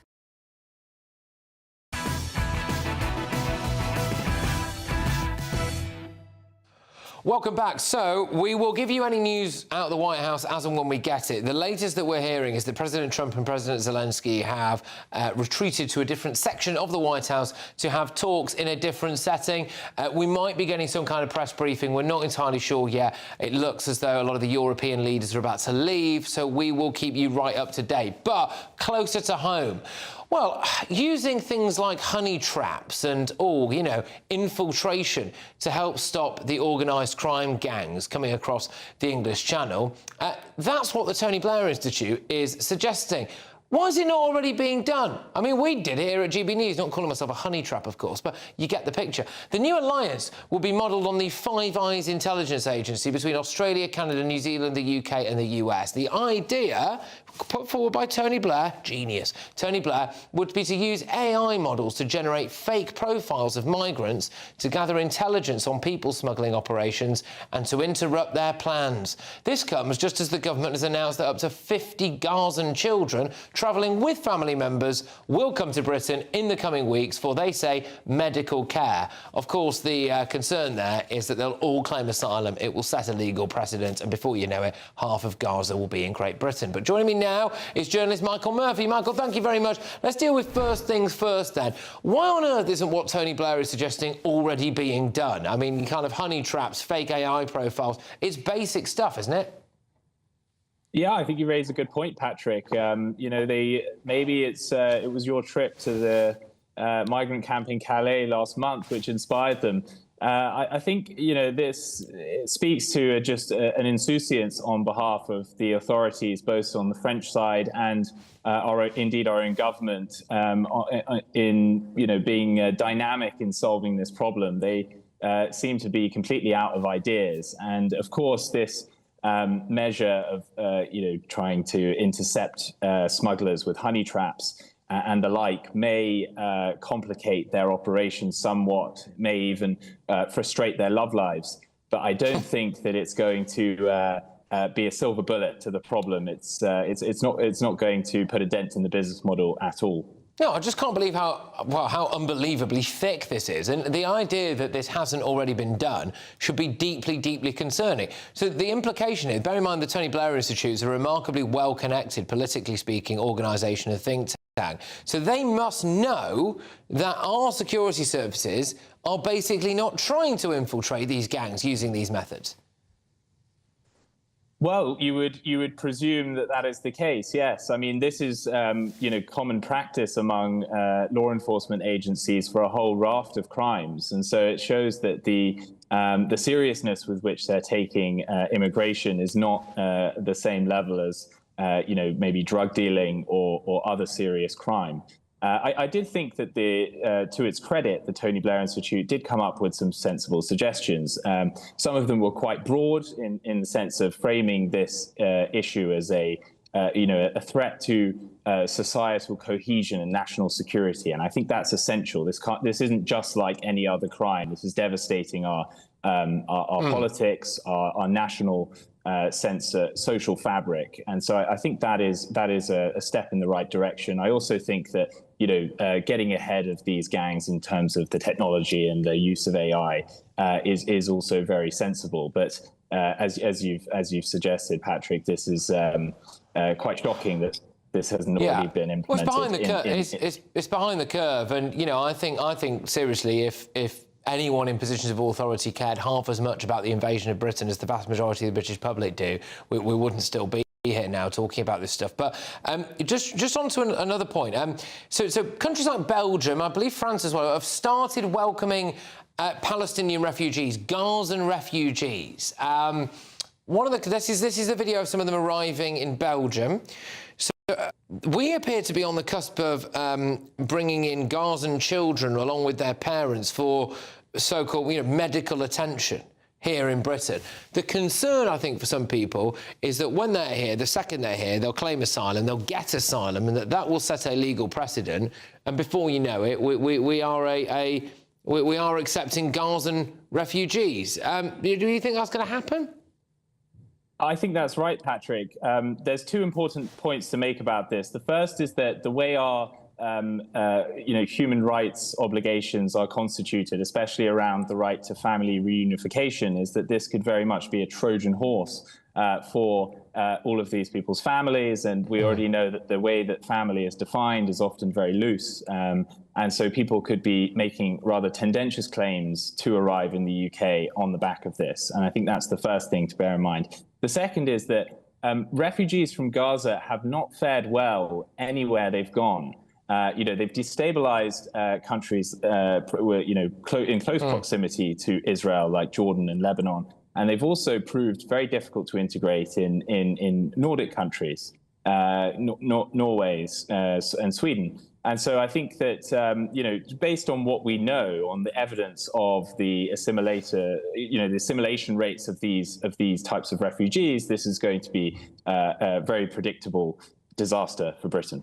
Yeah, I just think it's, again, I would argue that it's gaslighting, really, because, you know, instead of, say, like passing a law through Parliament and going through the usual channels, etc., that would, you know, some specific law for Gazan refugees, instead what we'll see is, well, these kids need medical attention. They better come to, like, Stepping Hill Hospital in Manchester or somewhere in order to get that. It's the only place in the world they can. And then when they're here, like we've said, it opens the floodgates. Especially, and you know, it's all been done with a little bit of sleight of hand. But Michael, look, thank you very much for your time this evening. It's always a pleasure. I hope to see you again very, very soon. It's Michael Murphy there, who is a journalist at the Telegraph, Daily Telegraph. Well, thank you very much. OK, lots more coming your way. We've got all the front pages. In The Guardian, they go with Trump says there's no need for a ceasefire to secure a peace deal. And sources in the Ukrainian delegation at the White House have said President Trump and President Zelenskyy remain in the building for additional talks, possibly in a different format, and that Zelenskyy's planned Fox News interview has just been cancelled. European leaders seem to be leaving. I'm going to get you a little bit more information on all of this in the break. When we come back, I'll give it to you. Stay tuned. I forecast a perfect holiday in the sun. Weather looking good then? For sure, and no worries about our travel insurance. All Clear Travel Insurance sponsors GB News Travel Destinations Forecast. The heat isn't quite as intense as it has been across parts of Europe, but nonetheless it is still hot and sunny for many Mediterranean areas, and indeed across the Canary Islands and Madeira, fine and very warm here. The heat's still there across Iberia though, so some very high temperatures here. A few thunderstorms for southern France and across inland parts of Italy, but mostly sunny in coastal parts. And Greece and Turkey will stay largely fine, sunny and very warm over the next few days, with lots of sunshine and temperatures in the low 30s. All Clear Travel Insurance sponsors GB News Travel Destinations Forecast. Good evening. Yes, it's time for your latest weather update from the Met Office here on GB News. Tomorrow, similar to today, quite a lot of cloud around, but most of us dry and bright with some sunshine here and there. And again, 1 or 2 showers in the southwest, close by to this area of low pressure. Further north, high pressure is in control, bringing, as I said, a lot of dry weather, but also bringing a lot of cloud. And the cloud just pushing back inland as we go through the night, smothering much of the country by the time we get to dawn. Parts of western Scotland, Northern Ireland staying clear. In southwest England, South Wales, just the threat of 1 or 2 showers keeping going as well. Temperatures mostly holding up in the teens. For Tuesday then, it does start pretty drab. Maybe the cloud thick enough for a little bit of drizzle here and there around the coast of eastern Scotland, northeast England. Still a possibility, 1 or 2 showers across Devon and Cornwall. I think we'll see a few more of those developing through the day. Quite cloudy to begin with over much of East Wales, a good part of England. The thickest cloud close to these North Sea coasts, or as I say, there may be a bit of drizzle. Some brighter spells across the west of Northern Ireland and the west coast of Scotland, like today, should be favoured for a bit of blue sky and some sunshine coming through here. Elsewhere though, sunshine may take a while to come through, and parts of the east coast with this breeze coming in from the North Sea likely to stay pretty drab. Elsewhere, well, the cloud may break up a little bit, but overall I think it will be quite a cloudy day, and particularly in the southwest, Devon, Cornwall seeing 1 or 2 scattered but potentially heavy showers through the day.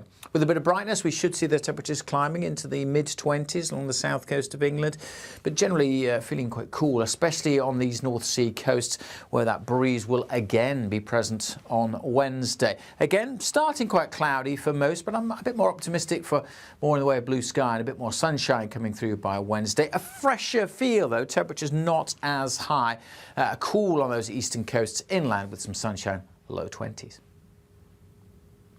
You want to know what's really going on in the corridors of power? Labour don't know what to do with you half the time, and that makes you quite lethal in the chamber. Get behind the headlines with Chopper's Political Podcast. Join me, Christopher Hope, as I sit down with the great and the good of British politics. We'll see where this ruling takes us. These are the stories shaping our nation. Chopper's Political Podcast, available now on all platforms. Listen in and stay ahead.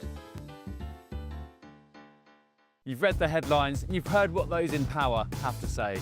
How about now we actually get to the truth? They would pay attention. We go beyond the political theatre and tell you what's really going on behind the scenes. For a massive council tax hike, one of the biggest in the UK. Others follow their lines, but we go off script. You sound like a broken record. You say that week after week. Cutting through the narratives and giving you unique perspectives. That's Ben Leo tonight, Saturdays and Sundays from 9 p.m. on GB News, Britain's news channel.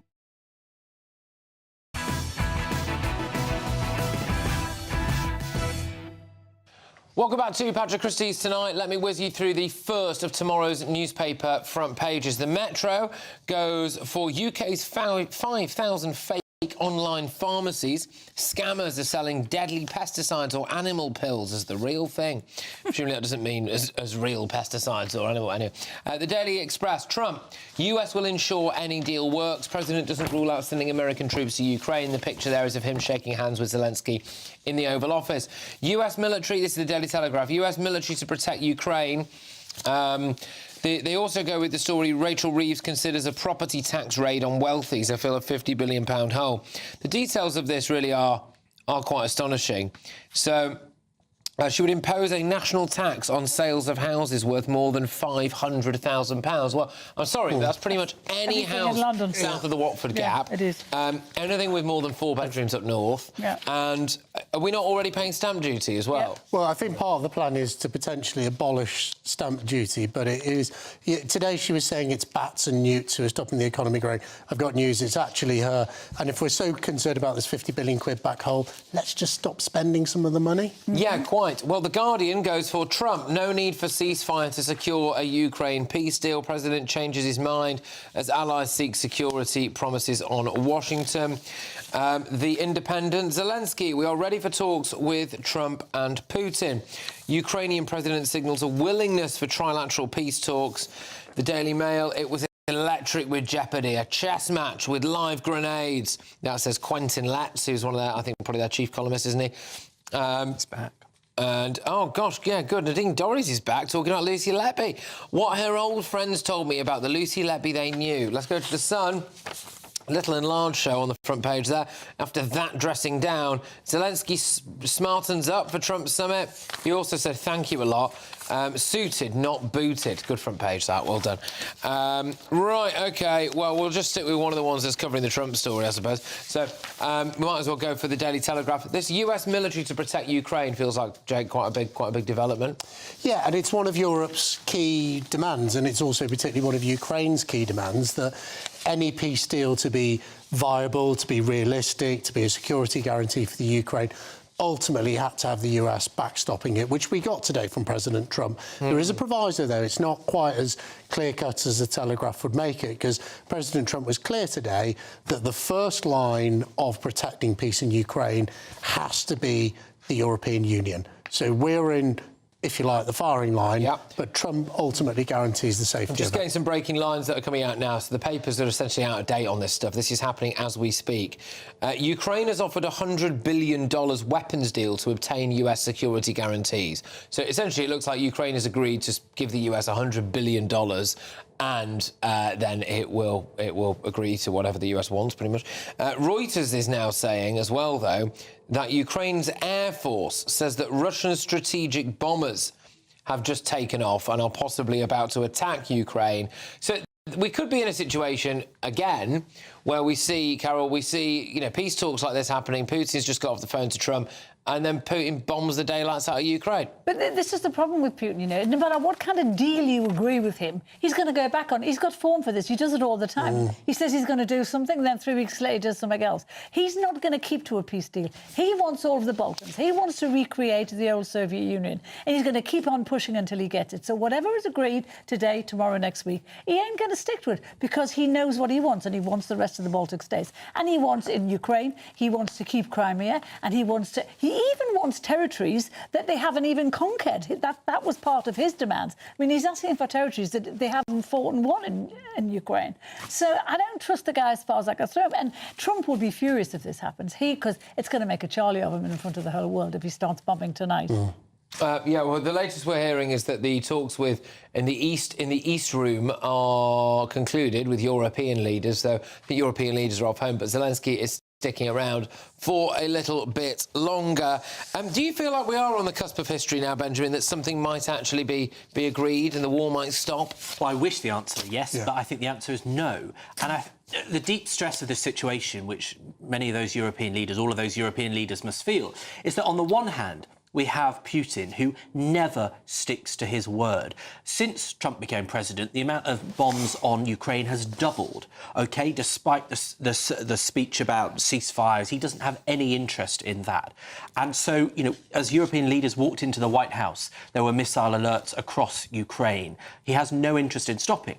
And then on the other side, you've got Trump, a man who you can't afford to ignore. He's the most powerful person in the world. But also, you can't afford to trust because he changes his mind from day to day. And so even if he says that the US would have security guarantees, it's hard to believe that that would still be there in a year's time. I don't know, I mean, I think, you know, do we think we're going to end up with British troops on the ground in Ukraine protecting the peace? Because my concern for that is that's actually it's a more dangerous situation than one we're in now. Because if a bomb goes off and it kills some British troops, then are we at war with Russia?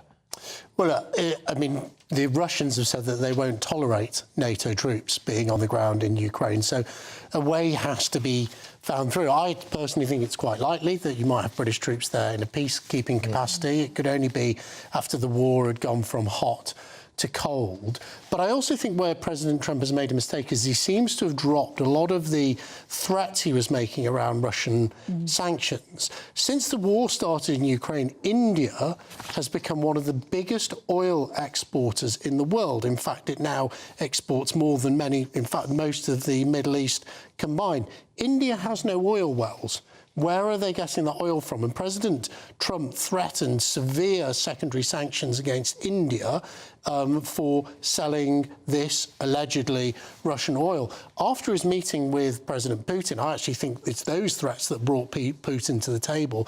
We haven't heard anything more about these secondary sanctions against countries around the globe who were allegedly selling Russian oil. Isn't it stupid how we, both the West and Trump, are caving into Putin at a time when his country is absolutely economically ravaged by this war. His army is completely ravaged by war. If inflation is at 10% there. So, you know, we could have finished them off, and no one is. All right, well, look, when I come back, I've got some more front pages for you. There'll be some more updates on that. But closer to home, in fact, in Portsmouth, apparently the local council there has been offering asylum seekers discounted rates for beach huts. So that's nice, isn't it? So we'll be talking about that. And if you want to be right here in this studio, we had our biggest live studio audience ever, actually, on Friday. But you can. Here's how. Exciting news. Every Friday, my Patrick Christys Tonight Show is going to have a twist to it. We're welcoming some special guests. You. That's right. On Fridays, I'm going to be doing my show in front of a live studio audience because this show is about you and what you have to say. It's going to be the same big debates, same big topics, same big opinions. But every Friday night at 9 p.m, you are invited to come on down to Patrick Christys Tonight to be a part of the action. Only on GB News, the People's Channel, Britain's news channel. This is Britain's Newsroom, where your voice matters. It's just astonishing. With expert analysis and honest opinion, we don't just keep you informed. We bring you unique perspectives you won't see anywhere else. Can't argue with any of that. When the news happens, it happens here. On Britain's Newsroom, weekdays from 9:30 a.m. Only on GB News.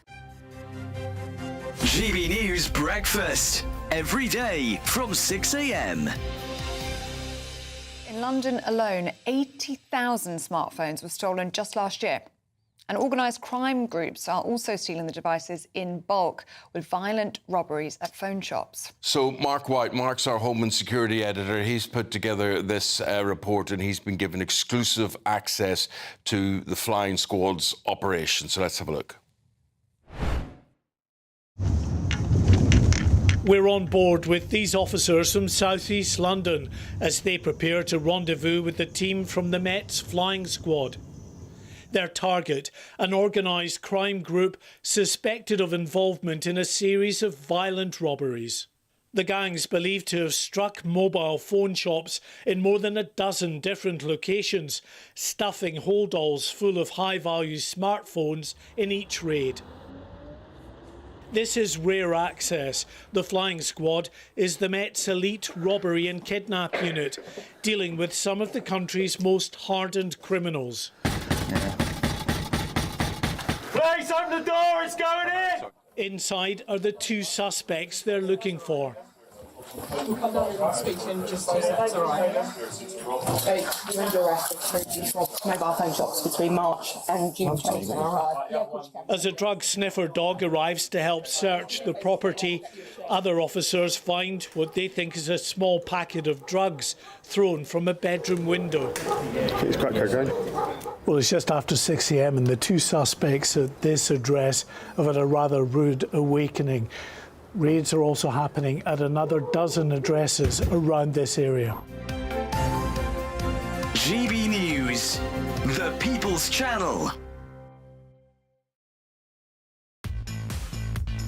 5 hosts, 5 opinions, 5 fearless debates, 5 unfiltered takes on the day's news. 5 reasons not to be anywhere else on Saturday night. This is the Saturday 5. You got me good there. Britain's biggest Saturday night TV show. It's not a bad brand. Yeah. Uncensored. Very, very racist tonight on the unpredictable. What did she say? Can you translate it for us? And always entertaining. And how can a country go from being led by William Wallace Saturday nights from 6 p.m. only on GB News. The People's Channel. Britain's news channel. You're going to want to stay tuned, trust me.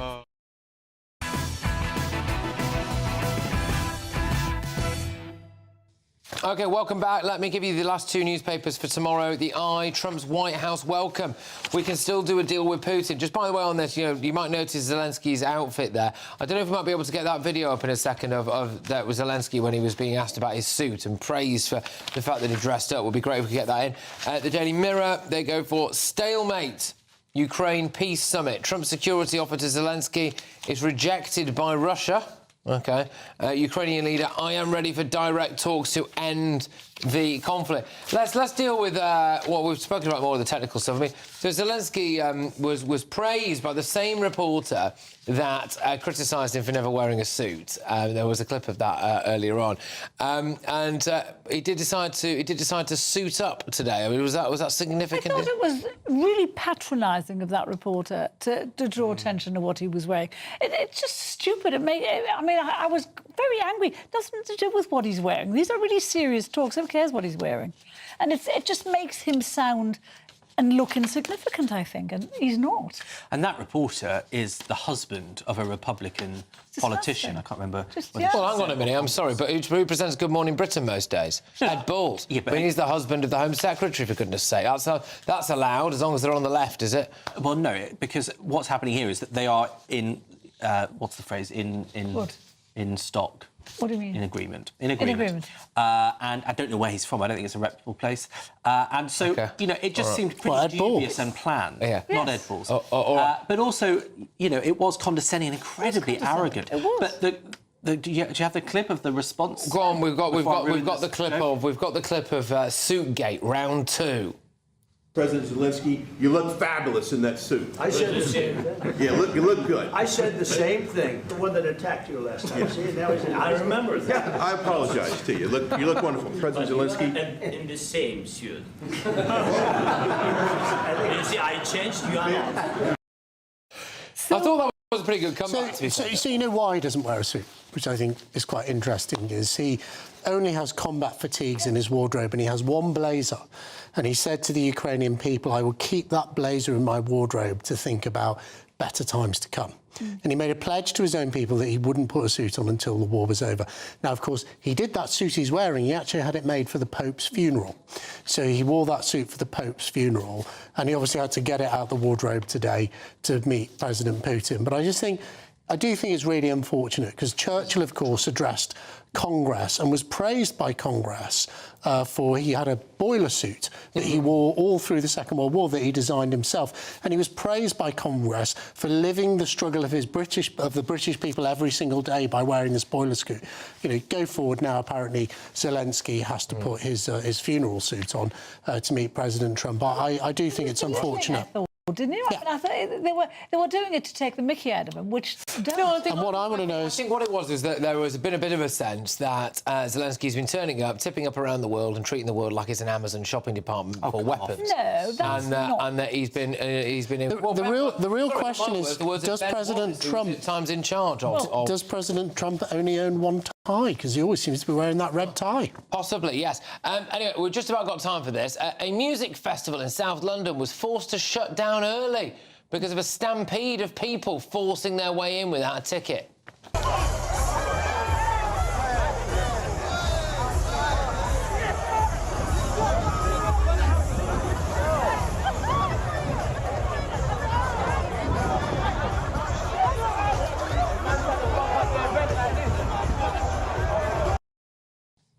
Yeah.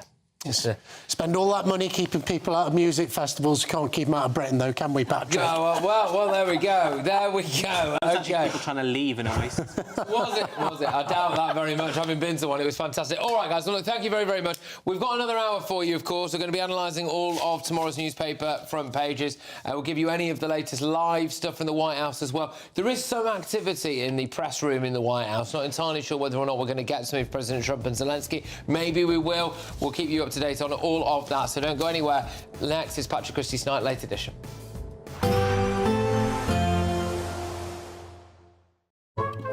Today's outlook: cool, calm and completely horizontal.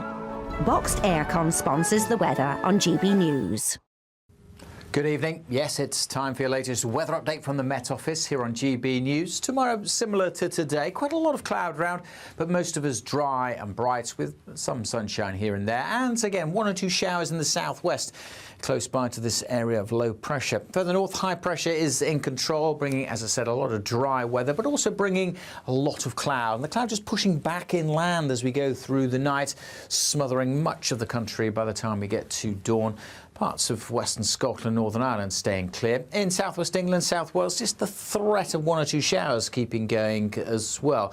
Temperatures mostly holding up in the teens. For Tuesday, then, it does start pretty drab. Maybe the cloud thick enough for a little bit of drizzle here and there around the coast of eastern Scotland, northeast England. Still a possibility of one or two showers across Devon and Cornwall. I think we'll see a few more of those developing through the day. Quite cloudy to begin with over much of East Wales, a good part of England. The thickest cloud close to these North Sea coasts, or as I say, there may be a bit of drizzle. Some brighter spells across the west of Northern Ireland and the west coast of Scotland, like today, should be favoured for a bit of blue sky and some sunshine coming through here. Elsewhere, though, sunshine may take a while to come through, and parts of the east coast with this breeze coming in from the North Sea likely to stay pretty drab. Elsewhere, well, the cloud may break up a little bit, but overall I think it will be quite a cloudy day, and particularly in the southwest, Devon, Cornwall seeing one or two scattered but potentially heavy showers through the day. With a bit of brightness, we should see the temperatures climbing into the mid-20s along the south coast of England, but generally feeling quite cool, especially on these North Sea coasts, where that breeze will again be present on Wednesday. Again, starting quite cloudy for most, but I'm a bit more optimistic for more in the way of blue sky and a bit more sunshine coming through by Wednesday. A fresher feel, though, temperatures not as high. Cool on those eastern coasts inland with some sunshine, low 20s. Today's outlook: cool, calm and completely horizontal. Boxed aircon sponsors the weather on GB News. Well, we have got all of tomorrow's newspaper front pages. As you would expect, Trump's White House welcome dominates it. The European leaders had the red carpet rolled out for them. Stalemate, though, say the Mirror. Has Vladimir Putin already rejected whatever was discussed? Trump and Zelensky are currently still talking in the White House, so if we get anything live from that, we'll bring it to you. This is the place to get it. In some other news, though, Rachel Reeves stands accused of trying to introduce something that is akin to the poll tax, and a part of Britain has let asylum seekers get discounted beach huts. They get everything. Stay tuned. What does it feel like to be a Great British Giveaway winner? That's a big surprise. Oh my God, I'm going to cry. Do you know what? I've never won anything like this in my life. Oh my God, this is amazing. That is absolutely fantastic. Over the moon. Yes, that is fantastic. You know, you have no idea how much I needed it. Oh my goodness. You've won £54,321. Please don't joke. This would change my life. Oh, thank you so much. I was gobsmacked. Thank you, GBNews.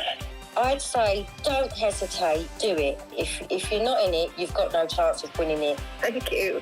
You weren't expecting to get that call today, were you? No, I wasn't. You really could be our next big winner. Head over to gbnews.com/win now to find out how and get your entry for the Great British Giveaway. Great prizes, even greater wins. From the school run to the home run, watch a new show for all of Britain. So he can say whatever he wants. A straight talking show where all voices are heard.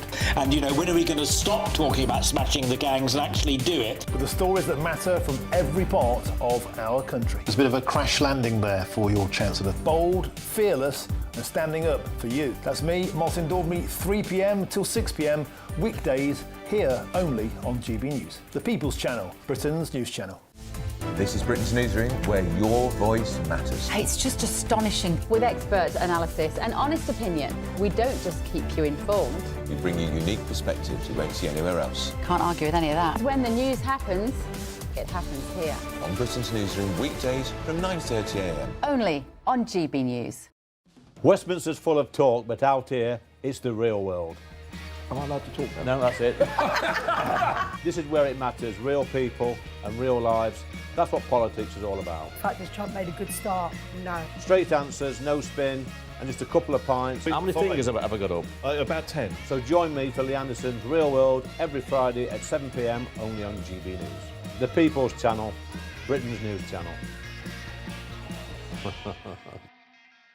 Westminster, the ultimate clique. And you're fighting like rats in a sack. But here on the Camilla Tominey Show, we ask the questions the establishment media is too scared to ask. OK, let me ask you a straight question, because I know you're a straight-talking politician. Whether it's net zero, illegal immigration or law and order, nothing is off limits. You had the power then.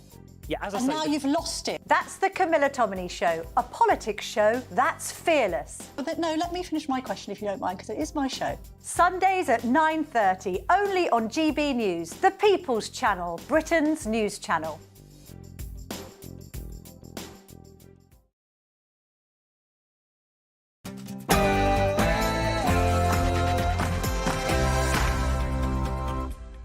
Welcome along to Patrick Christys Tonight, late edition, breaking right now.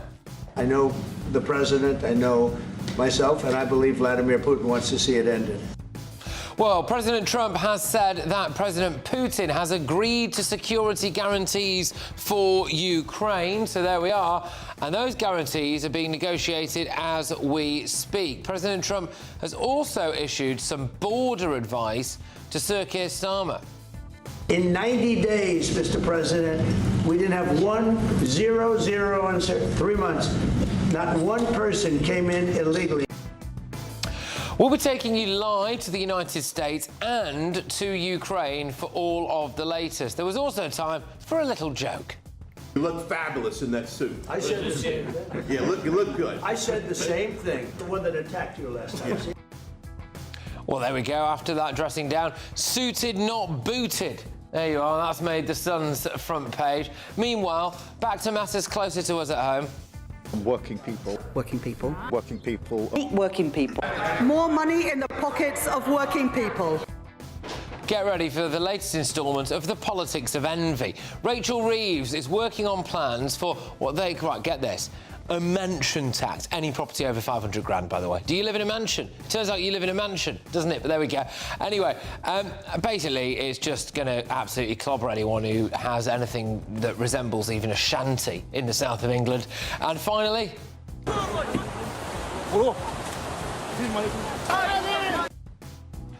Get this. Migrants, illegal migrants, are getting a 40% discount on beach huts in Portsmouth. Well, it's a privilege that you don't get, isn't it?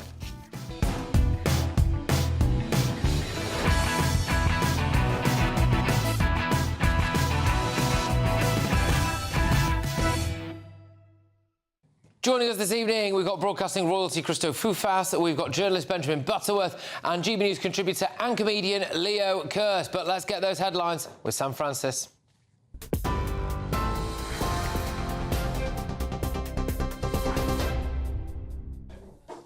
Very good evening to you. The top story from the newsroom tonight. Volodymyr Zelenskyy and European leaders are in high-level talks with Donald Trump at the White House. Zelenskyy says he has had very good talks on sensitive issues, including security guarantees for Ukraine. And earlier, Trump confirmed the US will provide those guarantees as part of any peace deal and claimed that Russia is ready to accept them. He insisted a ceasefire isn't needed to negotiate an end to the conflict. But France's Emmanuel Macron and Germany's Chancellor disagreed, urging that a ceasefire must come first. Well, for now, no agreements have been announced, but Donald Trump has already hinted at a trilateral summit with Russia and Ukraine to come. We're going to have a lasting peace. Just to answer the first part of your question, we're going to have a lasting peace. I hope it's going to be immediately. I hope it doesn't have to go on. And I think people of the whole world is going to be very happy when that's announced. Well, we are just hearing, in fact, a line from the Reuters news agency that the US president's meeting with those European leaders in the East Room of the White House has now ended. And it's not at this stage clear if leaders will reconvene in another format. That, of course, comes after one interruption during that meeting as Donald Trump called President Putin and then reconvened that meeting afterwards. But as I say, that meeting with EU leaders in the East Room of the White House has at this stage ended and may reconvene in another format later. Here at home, Chancellor Rachel Reeves is preparing to ease environmental protections to accelerate infrastructure schemes. The Treasury is drafting another planning reform bill that could scrap parts of European nature rules that are blamed for blocking development.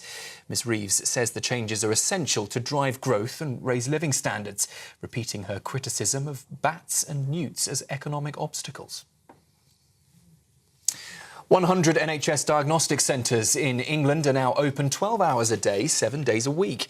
The move aims to cut waiting times and speed up diagnoses, with more than 7 million checks and scans carried out since July. Care Minister Stephen Kinnock told us earlier today those changes will help thousands of patients get seen sooner. A vitally important role in terms of maximising access for people. So if it's open 12 hours a day, 7 days a week, even people with busy working lives can very rapidly get an appointment.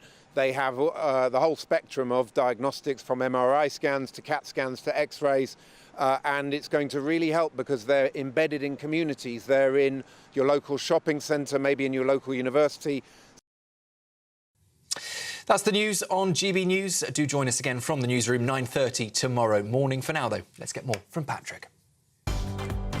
Tune into GB News Radio wherever you are. Online, on DAB digital radio, on TuneIn, on Radio Player and on your smart speaker. Just say, play GB News.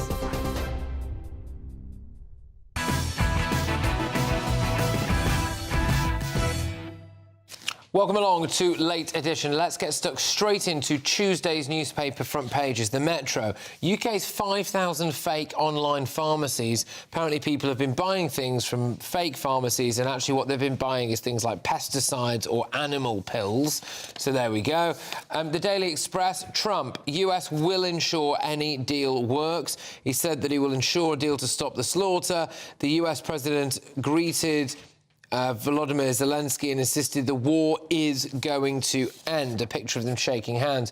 The US military to protect Ukraine, says the Daily Telegraph, and their picture is of a smiling Volodymyr Zelenskyy and a jovial President Trump. Zelenskyy and Trump bury the hatchet in the Oval Office. Just below that, they've got Rachel Reeves considers a property tax raid on wealthy to fill a £50 billion black hole. I would just politely suggest that this isn't actually people that are necessarily that wealthy. So it looks as though they're examining proposals that would impose a national tax on the sales of houses worth more than £500,000. There'll be a lot of people watching and listening to this right now whose property is quivering on the edge of being £500,000, who would not class themselves as being wealthy. That depends where in the country that property is and how you came to get it and whether or not you've mortgaged yourself to the hilt. But according to Rachel Reeves, you live in a mansion. So there you go. Let's go to The Guardian. Trump, no need for ceasefire to secure a UK peace deal. Donald Trump has ruled out a ceasefire in Ukraine, which is just as well because, as we understand it, Russian bombers are on their way to carry on the bombing. They've also got a remark. It's quite funny, actually, because basically the Telegraph and the Daily and the Guardian have got like the same front page. They've got Reeves looks at property tax to replace stamp duty. So, yeah, interesting that both the left and the right have gone for the same front page. The Independent, handshakes there again in the Oval Office. Zelenskyy, we are ready for talks with Trump and Putin. Some trilateral talks, the threesome the world never wanted to see. The Daily Mail, as Zelenskyy agrees to summit with Putin and Trump, it was electric with jeopardy. A chess match with live grenades. That's Quentin Letts, the economist there. Also, it looks like Nadine Dorries has been speaking to the mates of Lucy Letby, so it's nice. The Sun, Zelenskyy smart for Trump summit. The US will protect Ukraine's security. Suited, not booted, a reference to last time he was turfed out the White House. The I paper, Trump's White House welcome. We can still do a deal with Putin. And America pledges to help out Europe with Ukraine's security. And the Mirror, just to round us off here, Ukraine Peace Summit, stalemate. They say Trump's security offer to Zelenskyy is rejected by Russia. I'm not entirely sure where they're getting that from, because we don't seem to be seeing that anywhere else at the minute, but maybe they've got some sources that nobody else does. But yes, they're talking about an end to the conflict. Well, look, just before I go to my panel, because in case you couldn't tell, this is obviously the news of the day. I just wanted to go straight to Kiev, and on the ground there is journalist Audrey McAlpine. I'm hoping we can bring Audrey in. So, Audrey, thank you very much. Are you literally out and about on the streets of Ukraine at the moment? I am. Behind me, the city center of Keeve, the Ministry of Foreign Affairs, as well as St. Michael's Cathedral, you can see there, yes. What's the mood like on the ground when it comes to these latest peace talks that we've seen in the White House? A huge sigh of relief amongst Ukrainians, a lot of them looking towards that past Oval Office meeting, hoping that, of course, it wouldn't be a similar reaction, but still some room for skepticism. Of course, we heard President Trump not really committing to any sort of a ceasefire, but he did give his guarantee of these peace guarantees, saying that he would potentially have U.S. troops there to enforce that, which is very good for Ukrainians, a very hopeful sign, but still no question or answers about this cessation of territory in the Donbass region, which is something that for many Ukrainians, they just at this point simply cannot stomach. OK, so how do the people in those regions actually feel, though? Do they in any way identify as Russian themselves, or do they fully identify as Ukrainian? Well, that's a difficult one to say. I spoke with one gentleman on the street the other day who said that, of course, involving, or rather, getting rid of this Donbass region would involve going against Ukraine's constitution. It's not something that they can legally do at this point. And this is just one person, one citizen of Kyiv, but said perhaps there could be some national referendum or some discussions about this. But still, at this point, it's not a reality for Ukrainians in general. And how popular is Zelenskyy? Zelenskyy is fairly popular here. I mean, it's really only in the West that we hear these talks about there being some sort of election. But here in Ukraine, everyone recognizes that holding any sort of election is just not feasible. You have around 5 million people outside of the country as refugees. You have many more internally displaced within the country, and then almost 1 million men mobilized in the country. So that's not really an option for Ukrainians at this point, nor something that you hear a lot of internally.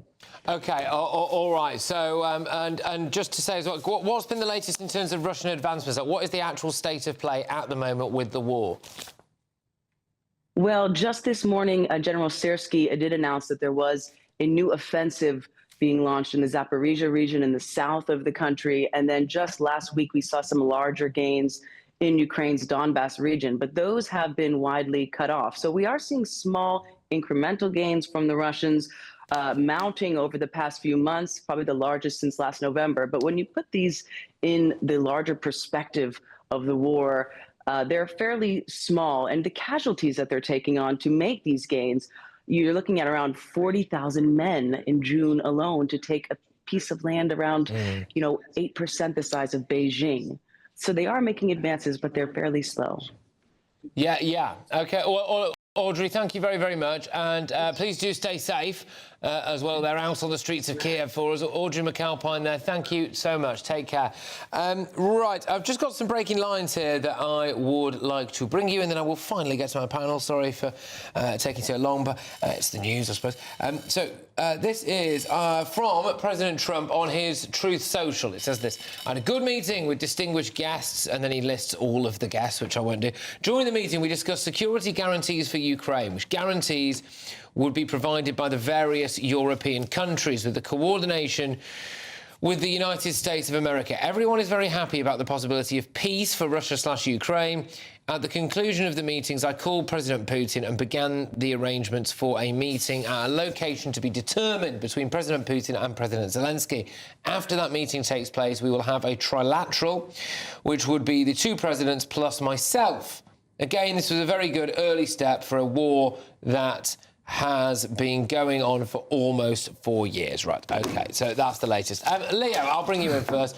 Leo, because what do you make of everything that we've seen today, really? Yeah, I mean, it's kind of embarrassing for Europe. I've got to say this as somebody who's obviously British, and, you know, Britain is somewhat tied to Europe. It's embarrassing that Europe's borders were being negotiated by President Trump and President Putin, two leaders of completely different countries, and now Trump's had this meeting with Zelenskyy. He was going to meet with all the European leaders that have gone over there. He interrupted that meeting to phone Putin, and Europe is so weak. It's basically sitting in the cuck chair while, you know, its borders are carved up by other leaders. And, you know, surely this has got to be the moment that, you know, Europe is like, wait a minute, we've got to remilitarize. We've got to get strong again. We've got to get tough. Yeah, but that's what happens when you make it a point to tell the world that you don't care about your borders, Christo. And I think you raise a really good point. I mean, if Europe were on Lee Anderson's show, they would be left in the corner. That would be the role that they are in.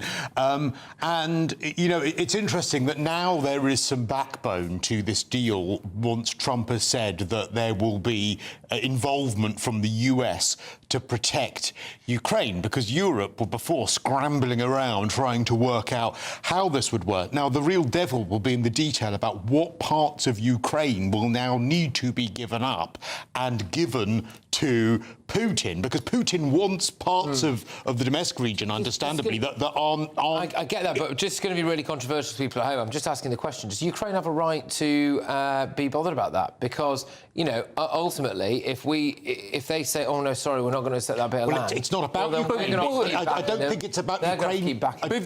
If you look at polling before the invasion of Donetsk, you know, post 2014, but before this, you know, full-scale war, people were leaning, even though there's a lot of ties, obviously, in Donetsk and the east of Ukraine, there's a lot of ties with Russia, a lot of, you know, they're essentially brother countries. People still wanted to be part of Ukraine. And now, after the war, and especially with the prospect of EU membership, which to people who aren't in it sometimes looks like a good idea, the people are even more supportive of being in Ukraine. But I don't believe that that's actually anything almost to do with Ukraine, because that's one of the most mineral-rich regions. So it's about whether Trump will say, well, actually, yes, it's fine, Putin, you have that, because, you know, Trump wants those areas as part of a deal that he wants to do with Ukraine for some of those minerals. So going back to your point, it's almost nothing to do with Ukraine. Just to give you another breaking line, and I'll bring you in, Benjamin. The New York Times has just reported that actually the European leaders are going to stay, and they are going to stay for dinner, because like 20 minutes ago they weren't, they were leaving. But now they're going to stay for dinner. So that's nice. That's Keir Starmer will be serving. Yeah, well, yes. Clearing away the plates. Serving up. Hello, it's just you're on a bed of lies. But anyway, what would you say to everything that we've had here, Benjamin? I mean, I think that Tea Party at the White House shows how vulnerable the situation is. The idea that you've got a US president toying with Europe's borders and us not seeming to be able to have any say. And I think we don't appreciate how dangerous it is, because Trump has the temptation of glory far more than the responsibility of history. He would do a peace deal that handed over huge swathes of Ukraine because he wants the satisfaction of solving it But now. we've not cared, have we? Angela Merkel let like 2 million Syrians into Germany, and there's been disastrous consequences. We snuck Afghans in, but hang on. without telling anyone. What's going on? But now we care about European borders. The big mistake. Can I just say there's a massive difference there? You're welcome to oppose it, but it was a decision of a democratic government in a democratic country, not of someone waging war and murdering your people and trying to steal your minerals. But the mistake that Putin made was trying to invade Ukraine, which is a fiercely nationalistic Christian country that still has the will to I got that from Borat to defend its borders. Whereas if Putin had invaded Britain, we'd have refugee agencies